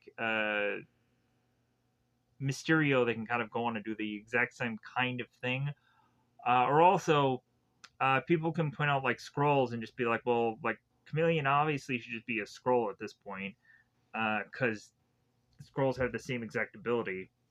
So like if I could just say any common variety scroll should just be Chameleon, then that would make a lot of sense. Uh, but also, if you guys haven't seen Craven the Hunter yet, bizarrely, Chameleon is in that movie. So for some reason, they're still doing Chameleon, and they're still having him be a non-scroll character in the MCU. It seems now, yeah, because they're never going to make a sequel out of that movie. So, I also really liked Grey Gargoyle. Grey Gargoyle goes on to uh, become this stone-looking character that is going to touch people and have them be turned to stone. It's like the Midas touch, where he turns people into gold. So I liked the fact that like we have this character made out of stone, Great Gargoyle. Like immediately, I was immediately thinking of some way we could make uh just a gargoyle something out of the story because I like supernatural characters, gargoyles, you know. So plus this character has a history with facing off against teams, Fantastic Fours and stuff like that. So yeah, so Great Gargoyle could be a fun character to just kind of be like a thug of the week kind of character, or maybe an episode or an issue kind of character, or maybe he eventually comes back and kind of every once in a blue moon, just to kind of give some kind of weird, just comic relief. But anyways, could be fun. Could be a fun character. Goofy fun. Next is Enchantress from Thor. So I ended up getting more and more upset that there wasn't enough Enchantress stories being done in Thor, in Asgard, blah blah blah blah blah. I just don't quite get why Enchantress is not being used. I think DC does have a character called Enchantress, but like I don't think there's any copyright or anything going on with that where it's like, hey, you can't use this character. Like, come on. So considering Asgard seems to not be using Enchantress, maybe I will. Maybe I'll use her as a villain. Maybe she'll be this character that is to really go on and be obsessed with one of my heroes, and so obsessed into a relationship that she is to go on and do herself in, and uh, and that'll just be a fun story to write. Enchantress, why not? Uh, I'll go on to say that uh, uh, Arcade is one of my more favorited X-Men characters as far as villains is concerned. Regardless of how there are more powerful X-Men characters, like I'm sure a lot of people will be like, well, why aren't you mentioning Magnetos and Apocalypses and this and that and whatever have you. Like, I'll just say it's like, you know what, like, you would expect for me to go on and say all those names. You would expect for me to go on and say Mr. Sinister, which is a sweet villain that I don't think gets enough time in the sun. I feel for X Men stuff. Even though people can go on and point out to me X Men '97 and have Mr. Sinister and Madeline Pryor be in that story, and like, god dang, that was a good episode. I really liked that episode. Speaking of Madeline Pryor, she's on this list, and she's teaming up with Ben Riley because Ben Riley is Chasm, and there's a really good, I feel, Spider-Man story where Peter Parker is in this weird, goofy limbo, and and Ben Riley and Madeline Pryor are teaming up together, and they're like really having like a really good challenge for Peter here, being involved in this limbo of a world. So could be fun to just kind of see that kind of as a reoccurrence coming up with any number of things besides just Peter Parker. But Arcade from X Men as also Avengers Arena, because I really liked Avengers Arena because of all the heroes it had in it. Even though it was very obscure heroes, still was actually pretty interesting. And Arcade also had the very much pinball and all. But yeah, I've probably gone on to state a lot about Arcade. But uh, Avengers Arena very much reminded me of Hunger Games, and so basically Arcade gave me a Marvel version of Hunger Games. So, and then also I love that he has the Murder World. So it's great. Uh, Rogue.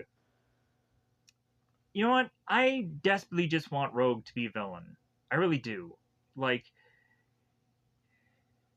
you you always want the Rogue Gambit relationship in X-Men, but like, I've also seen some times where Rogue has been a villain, and I'm like, god dang, Rogue.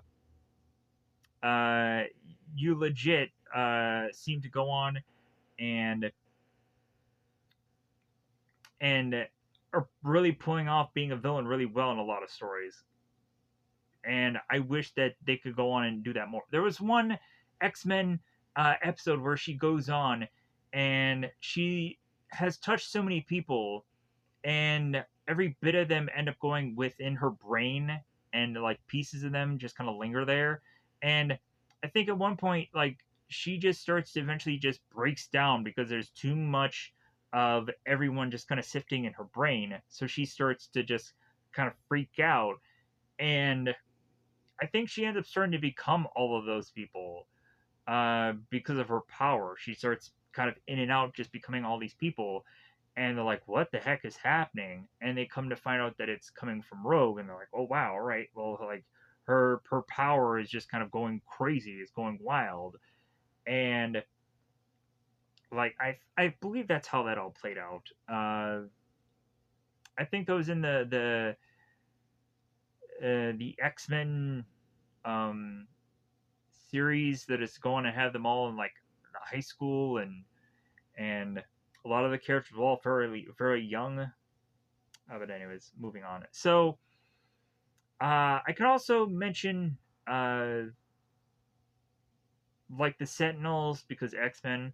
Um, those would be cool as long as it's like really uberly powerful Sentinels and not just like the common Sentinels that are just like, really, like, anybody can take those down. You don't even really need superpowers, and you probably figure out a way to take Sentinels down at this point. The Wrecking Crew. The Wrecking Crew has had a history with just kind of taking down, really, just being uh, in fighting distance with every single team, it seems, throughout Marvel. So why not just go on and actually have uh, the Wrecking Crew against a team like this? It'd be kind of fun. Even though they would probably get their butt whoops. their butt whoops. They get their butt handed to them. Uh, like Hulkling could be a really cool villain. A Hulk character being a villain, wouldn't that be cool? Maybe even if one of the She Hulks became villains, that would be cool. Uh, but yeah, but let's go on to the next one. Purple Man and also Puppet Master.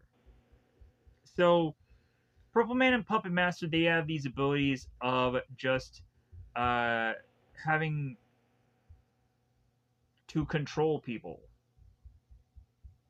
And the reason why I say that Purple Man and Puppet Master should team up together is because Purple Man can go on and control like a group of 100, but it's all within his near distance of him.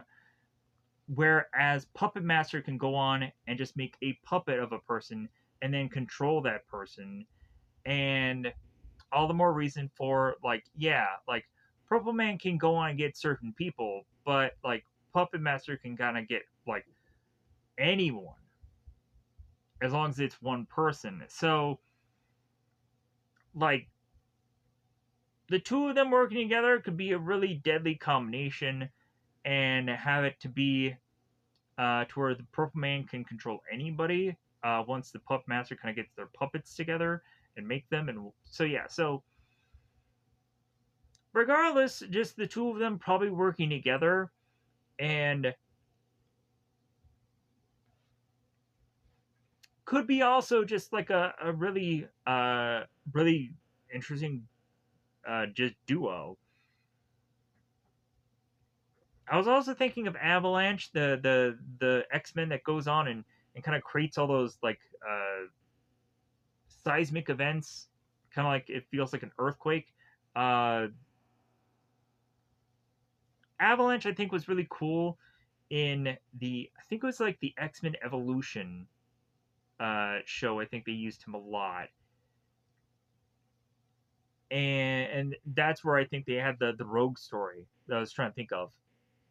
Uh, but yeah, but Avalanche, I think, was like really interesting to kind of see how his character works and seemed very similar to like Hawklight from the X Men Last Man Standing movie, where she kind of where she claps and then like it kind of creates this like shockwave kind of thing. Fairly similar to Avalanche in a way, but not the exact same. It's not the exact same thing. Werewolf by Night could just be this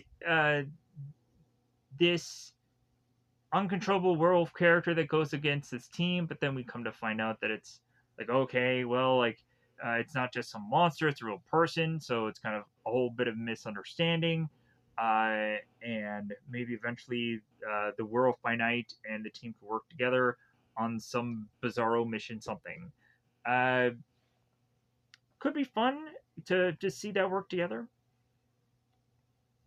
I threw this in there. Nova Corps, like it could be fun to see, like Nova Corps being bad guys. Maybe there's some reason why Nova Corps is to go against this team. Uh, Maybe they're to be controlled by somebody, or uh,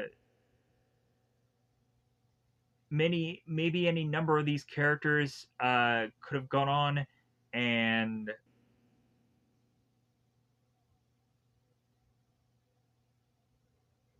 and have some reason to not exist, like Starbrand, maybe like the Nova Corps to go on and say that Starbrand should not exist because like she shouldn't have this power, and so there's like a whole conflict going against Nova Corps and Starbrand, and that leads the team to come in, and there could be any number of ways to kind of write this story in here.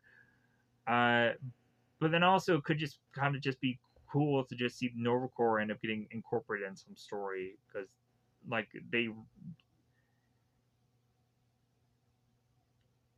it's so sad how Nova Corps is getting jack crap nothing. Like we just have the one Nova character and like his stories I think were really good, but like in the beginning they were kind of interesting enough. But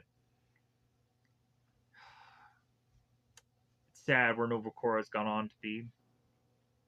Moving on. So Hobgoblin just really hasn't gotten used enough. I don't feel in Spider-Man stories, so it'd be cool to have Hobgoblin here, even though it probably would make sense to the story. It's a goblin character, supernatural things. Huzzah huzzah. Lilith is a Ghost Rider character. Lilith, of course, um, would be cool to just kind of have in this story. I've seen Lilith being used in like Midnight Suns, the video game, and Ghost Rider stories, and it's always cool to just have Lilith in a story.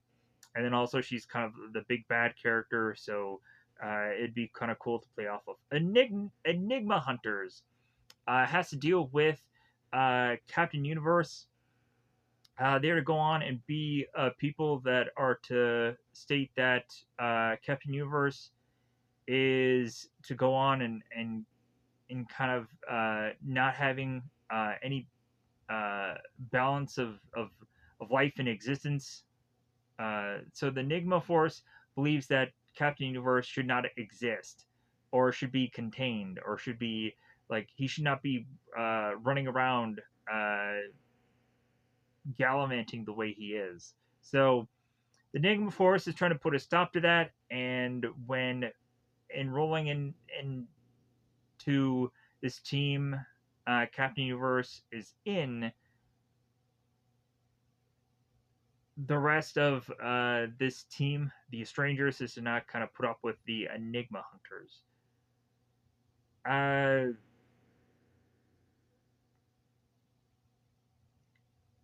Hornet and Prowler. Prowler, like I wanted for so long for just Miles Morales to just become Prowler, in my opinion, just so that way Miles Morales can have something away from just being Spider-Man. No offense.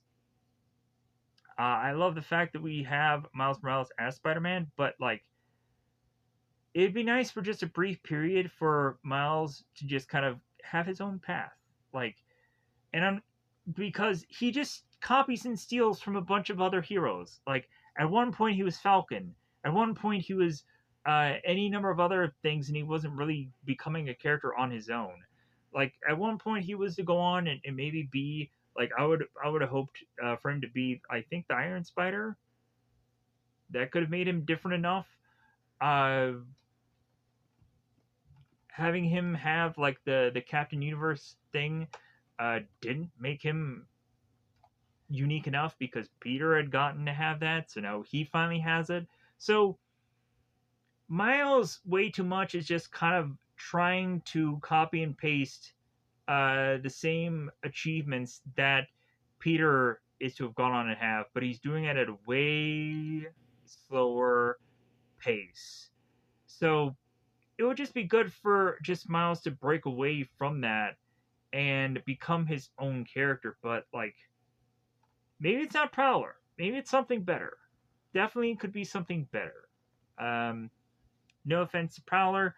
Prowler had even get like Prowler had stopped being Prowler, and Prowler instead had decided to be Spider-Man.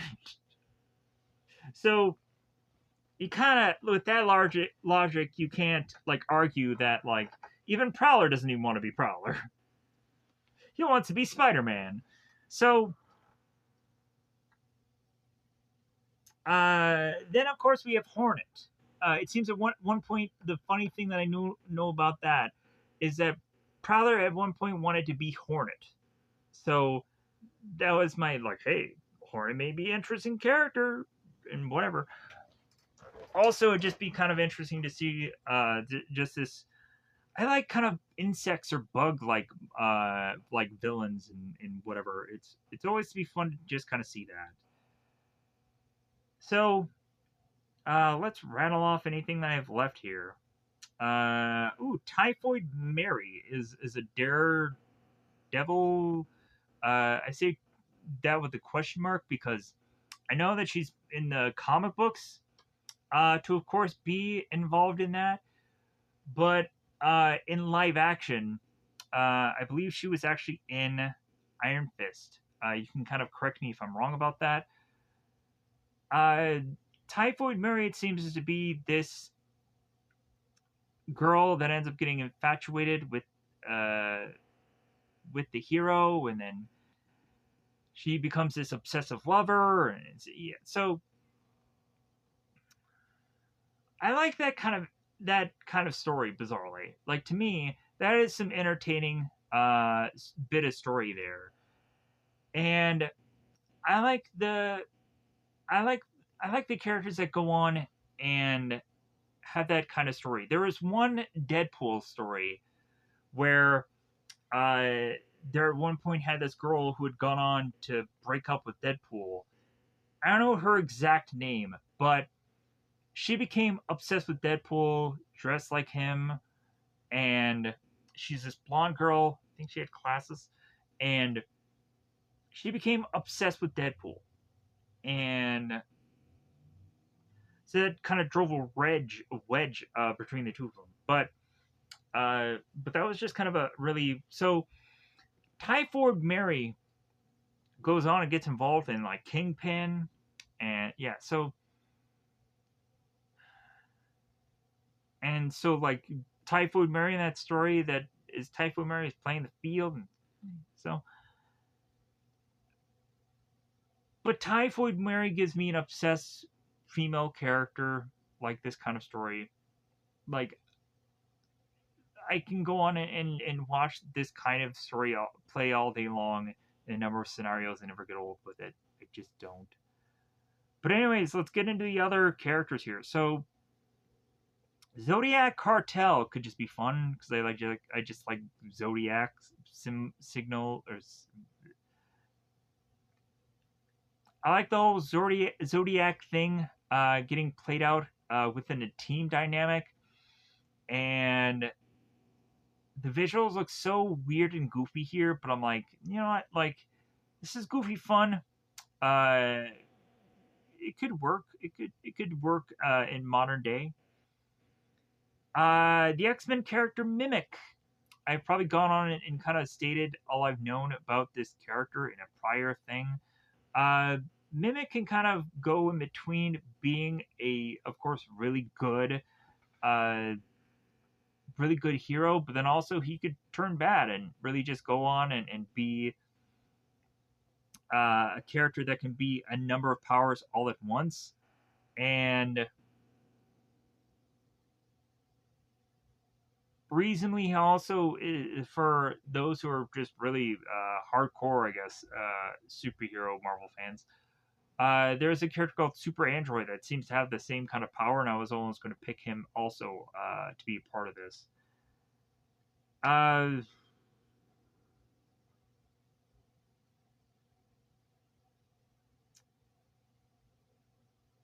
German Bagular. So German or whatever this guy's name is, Aguilar. So this guy's a guy who is to have kind of like Ant Man level power.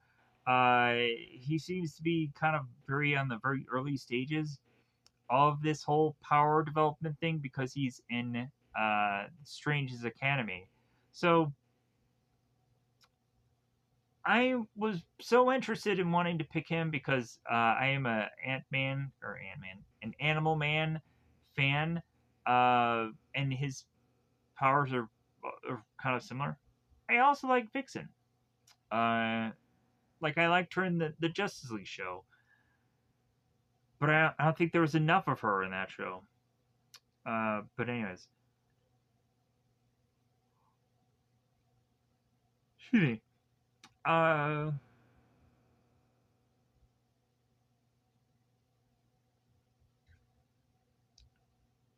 I can obviously go on it again, like heavy hitters.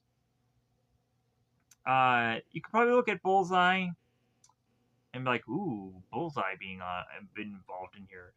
Carnage, ooh, like, could Carnage go on and be like the one episode of the Spider-Man show where he mixes together with Thanos and becomes Carnage Thanos or some goofy thing like that? Could Carnage end up be becoming one of the greatest hits of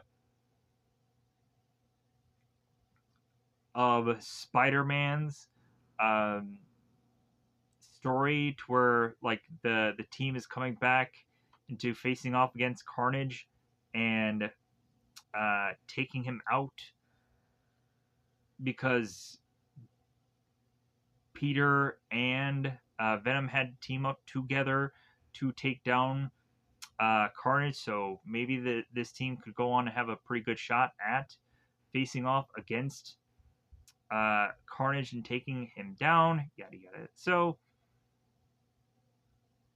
also I'm kind of stalling here because I had a bit of point where this thing kicked me out. So that's great. So also another symbiote, Mania. Uh, Mania was kind of a kind of more probably brief symbiote character, but like Mania or Maniac. Maniac was a really cool symbiote. And Sleeper, that's all right. Screwball. Screwball was a social media character. You probably had maybe seen her in the Spider-Man game. Uh, really liked that character. That character was really interesting. Good bit of dialogue in that game. Uh, really was interesting. Uh, yeah.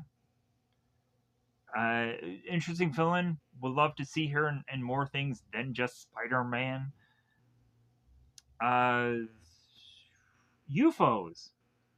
UFOs just is to just sound like UFOs, and the the team is just have a weird cluster of combination of characters that just seemed really weird but interesting to me. Bizarrely, I just liked UFOs as a team. I always would have liked them to be in every single cartoon, regardless of it making sense or not. I wish that they could have gone on and actually become similar to the Wrecking Crew, how they were kind of everywhere, but they just weren't. AIM would just be kind of cool because it reminds me of Avengers Earth's minus heroes, where they would kind of consistently be the opening like villains of that episode, but then eventually we'll find out that there's something really bigger going on than AIM, bizarrely. Because like the AIM characters would end up just kind of being pawns. Uh,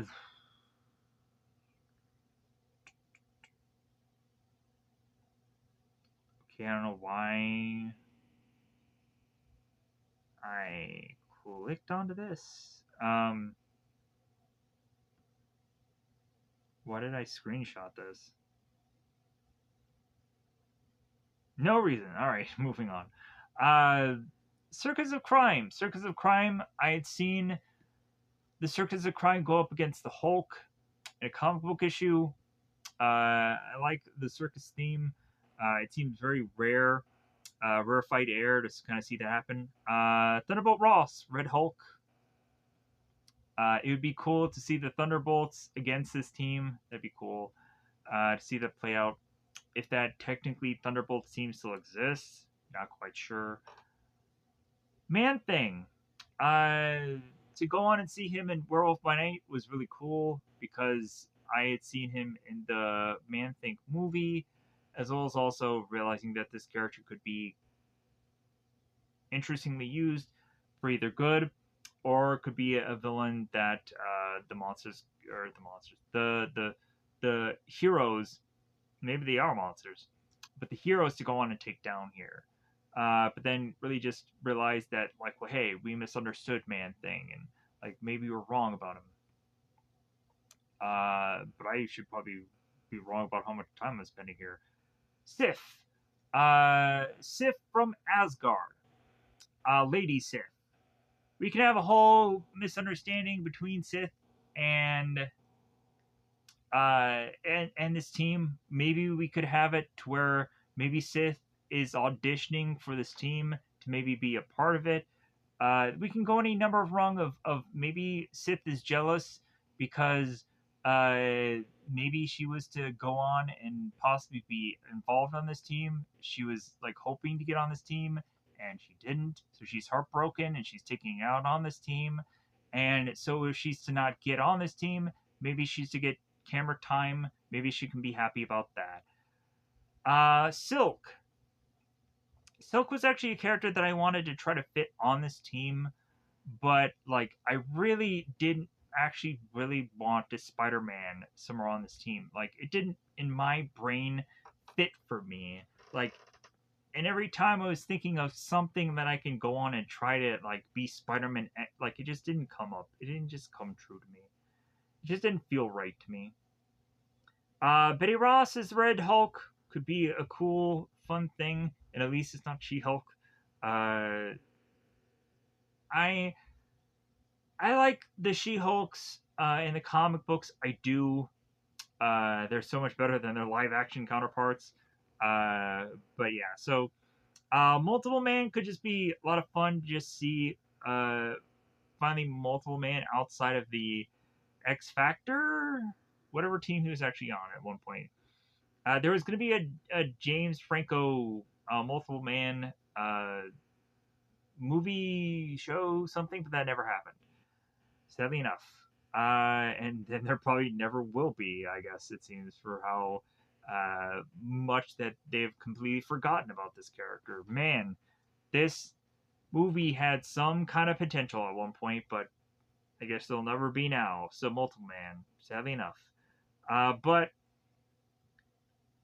I wish he would get used somewhere to where I'd be interested enough to actually see how it is to have his story all play out.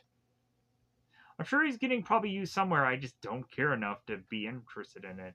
Like he needs to actually get involved in the actual X-Men world of things, and he needs to put out a good fight for once, instead of just kind of how he was in like the X-Men live action movies, where he was just like a guy in the woods that just eventually came in to just be arrested. Stupid.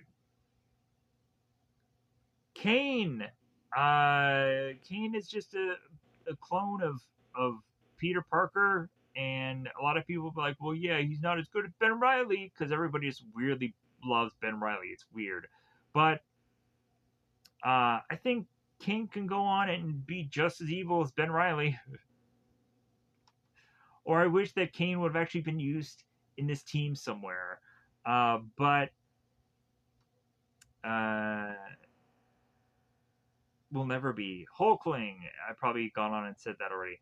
Mr. Negative could be a really cool villain because I liked him in uh, the Spider Man games, and I also played him in Marvel Strike Force and was really cool. Really liked him. Really liked how he was to go on and have those kind of uh, gang members appear and kind of work alongside him.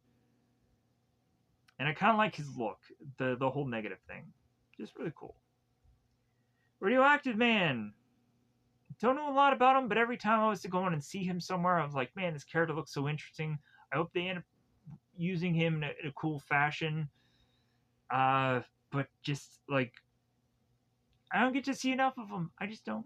It's sad. Craven Hunter. Uh, I I find his stories so fascinating. I also love the fact that he can track his villain characters down, and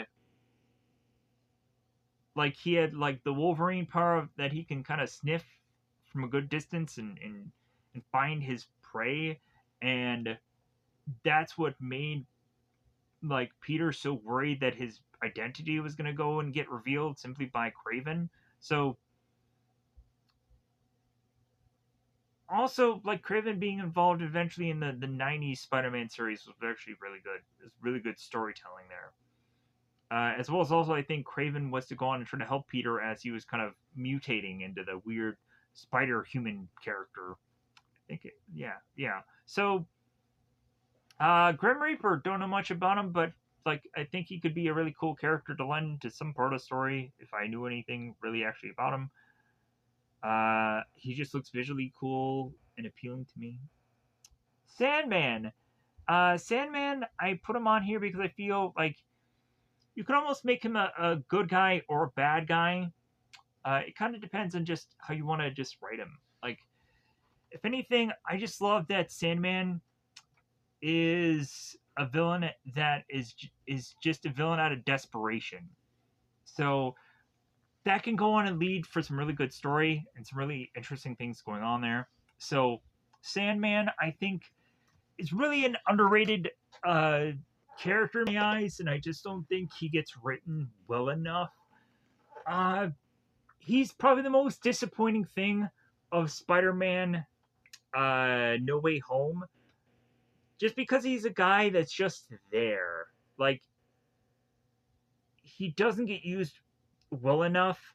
Like, really, if I was to go on and see anybody as like a background character, like, he's it.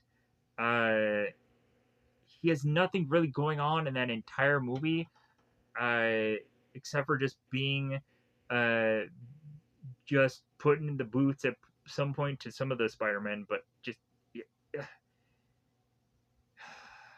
he's such a letdown. He's great in Spider-Man 2, though. Freaking great. Like how he opens up that game and they have the whole shard things and like they need to put him his like man, that was an amazing bravo freaking, and that's probably the reason why I put him on here too, is to just because like you can put really good stories of Sandman, and why are you just going on and just not using this character uh in his own stories? You can make own stories of Sandman, and it'll work. It will. I obviously put Moon Knight on here as a villain, just because what personality could Moon Knight have? Every personality. You never know how many personalities that this guy legit has, uh, because you can write in whatever you want and it'll work. But Moon Knight could just be also just a character just to be brought in as like a misunderstanding character, uh, and eventually they'll go on and fully explain the whole story of just like, oh no, he wasn't the one that did any of this. Is actually so and so, and then the race continues. So of getting to the real who done it character, and then and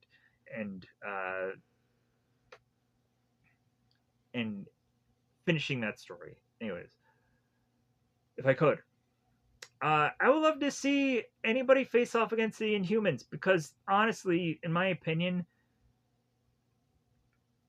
they're interesting characters that never get used enough. Uh, but whenever they use them, their stories effing suck. Uh, I could state that the X-Men Inhuman story was actually pretty interesting,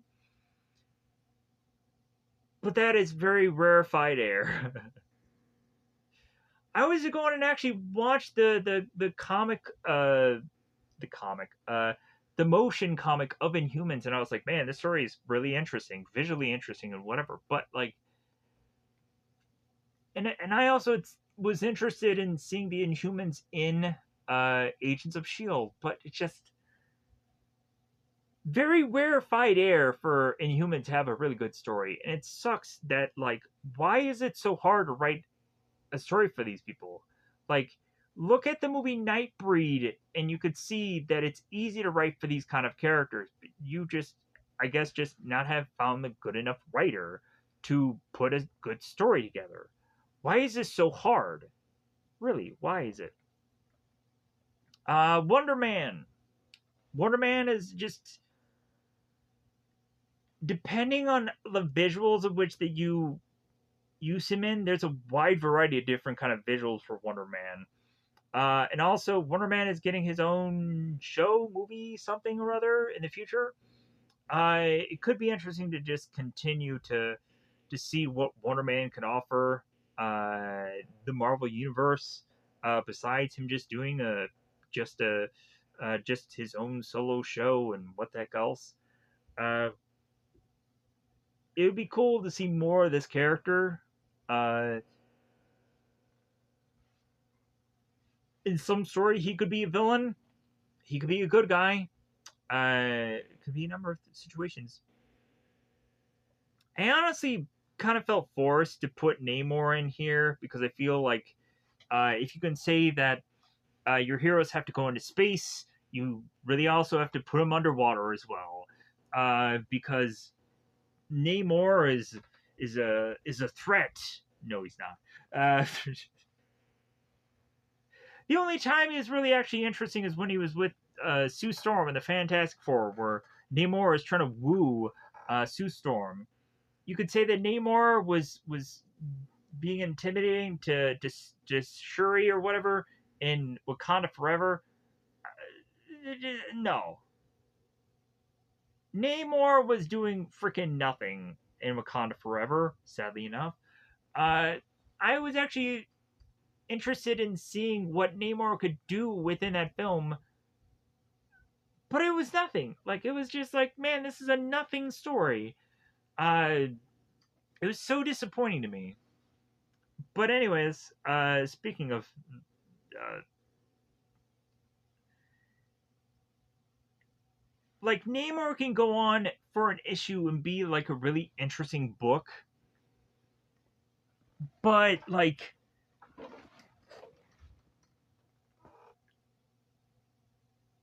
there's really nothing. There's really not enough there. So I felt forced to put Namor on this list of villains, but yeah, it's just like he sucks. He's worse than Aquaman as far as importance. Like I could go on and say in the DC world that uh fighting underwater with Aquaman and the Atlanteans, that's interesting. Like I can't go on and say the same thing for my team taking the time to fight Namor or the Submariner, whatever he's calling himself this week. Um, I can't see any reason for wanting to go on and having some underwater battle with Namor or his water people. F that nonsense. Like, I just felt obligated to put him on this list, in all honesty. But I don't have enough space people either. I don't have any space villains much. I don't feel I have enough.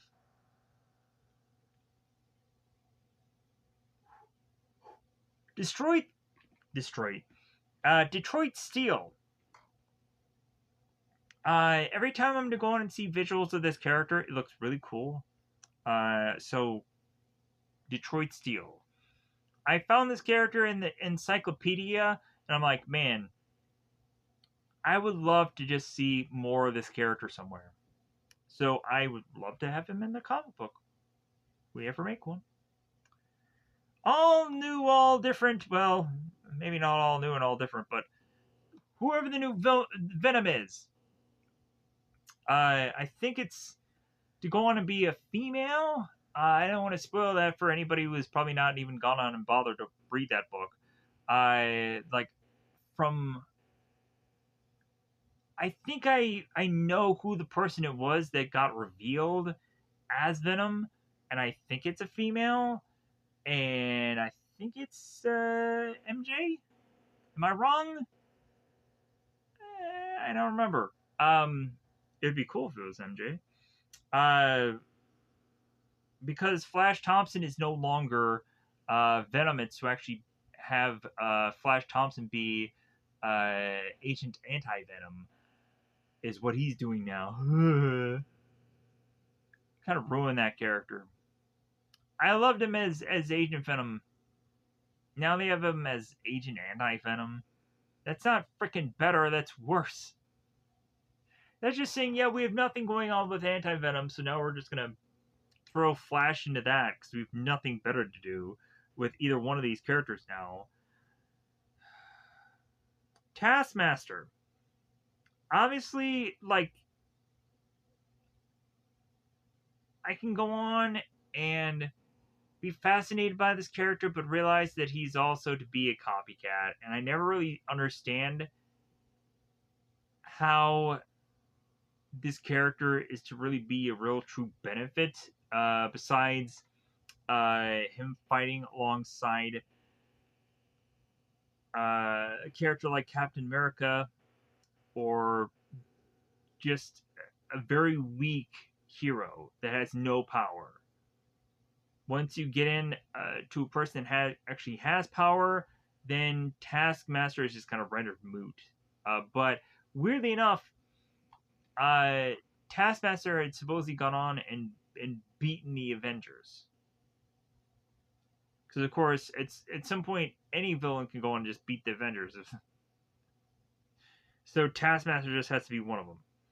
Morbius. Morbius can go on and just say that I like vampires. I love supernatural, but supernatural characters. I either wanted Morbius here or I wanted Dracula. Because again, supernatural characters. So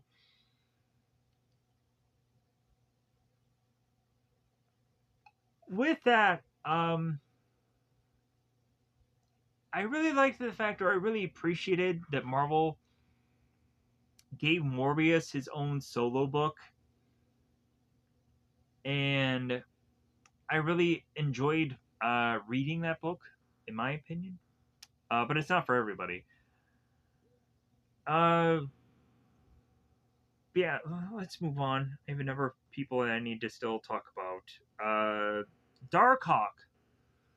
Darkhawk, I know, is a superhero, but you can kind of anybody can get that armor at some point. Like, look at Avengers Arena. The guy who was Darkhawk, he died, and the armor went to another person. Like, whoever had killed him, that's who got the armor. So, Darkhawk to me is a very fascinating character. But there's way too many armor characters within Marvel to really specifically look at Darkhawk as like, oh man, like I really desperately need to go on and read a Darkhawk. No, like there's so many now armor characters in the Marvel universe. Like you're tripping and falling on so many of these characters at this point that like Darkhawk doesn't need to be like a story they need to run to, uh, unless it's like amazingly like the best thing in Marvel going on right now.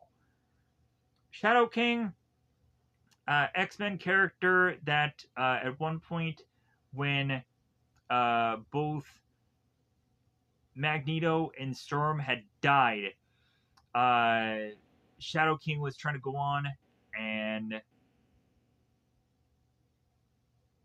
throw in the faces of both of the two of them about who they used to be, and how both Storm had to and Magneto needed to realize how much they have changed or how much they improved, blah blah blah blah blah, and figure out a way to beat Shadow King in that sense. But also, Shadow King does some really interesting things, and I think Legion, the show Legion, I think Shadow King is in that, as well as also Shadow King is eventually in some of the I think X-Men games. I say that question markingly, just because I feel like whatever bit of content that X that Shadow King has been in the video games had been a standout thing. Uh, but anything in general with Shadow King, it's good. It's good. It's really entertaining. I feel Swarm. When you look at a character like that, like Swarm, you're like, man, that looks so difficult to have put together, and you just want to see more of it just because of how interesting it. Like all of these bugs smashed together into making a human being. Like, how can you not go on and find that entertaining? If you don't, I'm sorry. Jack o' Lantern. I remember this character from Agent Venom. When that book started out, really liked Jack o' Lantern. I'm like, oh my god, like this looks like Headless Horseman to me. And Jack o' Lantern is just visually just and yeah, yeah. So trying to figure out just amazing words I can just say for every one of these characters. Slapstick. Very interesting Deadpool character. Gives us kind of a Looney Tunes mask vibe, and could go on and be unpredictable. You can kind of rate him to do any number of things. Could be a lot of fun to just be a person that can write for him. And then Chaos King. And I'm gonna get the heck out of here so I can kind of get this video out. So as also I can go to freaking sleep because I'm getting very tired.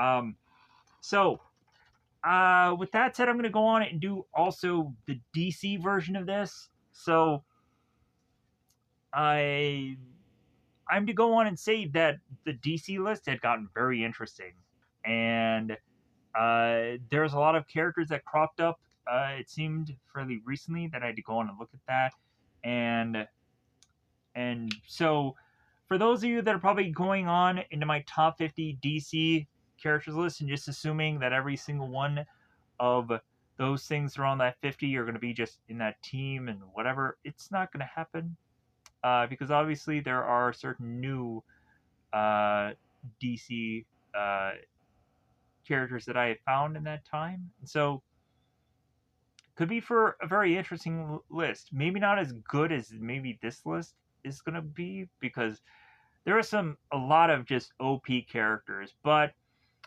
if you go on and you look at that DC list, you're probably going to go on and find uh, quite a bit of similarities with this list and that one.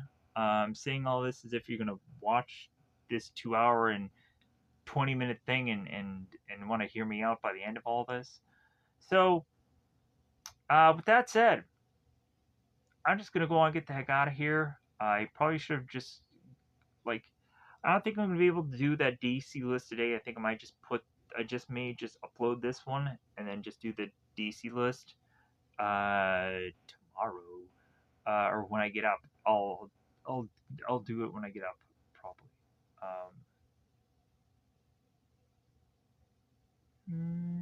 It'll probably depend on when I actually what time it is. I'll actually get up, but then I'll get that done, and that'll be another video. And regardless of how well or not well these videos do, this was such a fun, rewarding experience in my mind that if it doesn't get a single view, I'll just be like, man, I did this. I won. I won by just doing this video. And if people go on and they watch this, and I will be so happy because I'll just be like, great, like something that I was very passionate about, and something that I always ever wanted to do was to eventually go on and just make a comic book thing happen. Uh, to just come up with ideas of putting a story together, and that is to go on and be my life's ambition is to eventually go on and make a comic book story of some kind. So, with that said, I'm gonna go on and get the heck out of here because I probably should. I've been talking for way too long, anyways. So, thank you for going on and deciding to listen to this for however much you decided to probably go on to do it. Probably not for the whole 2 hours and change. But if you did, I would go on and just suggest why. Just why. Um, because I get it. I do these for passion projects, and I do these just because some of them are to go on and just give me hope that they might do well. But anyways, I'm gonna get that out of here. Bye, everybody. Bye, everybody.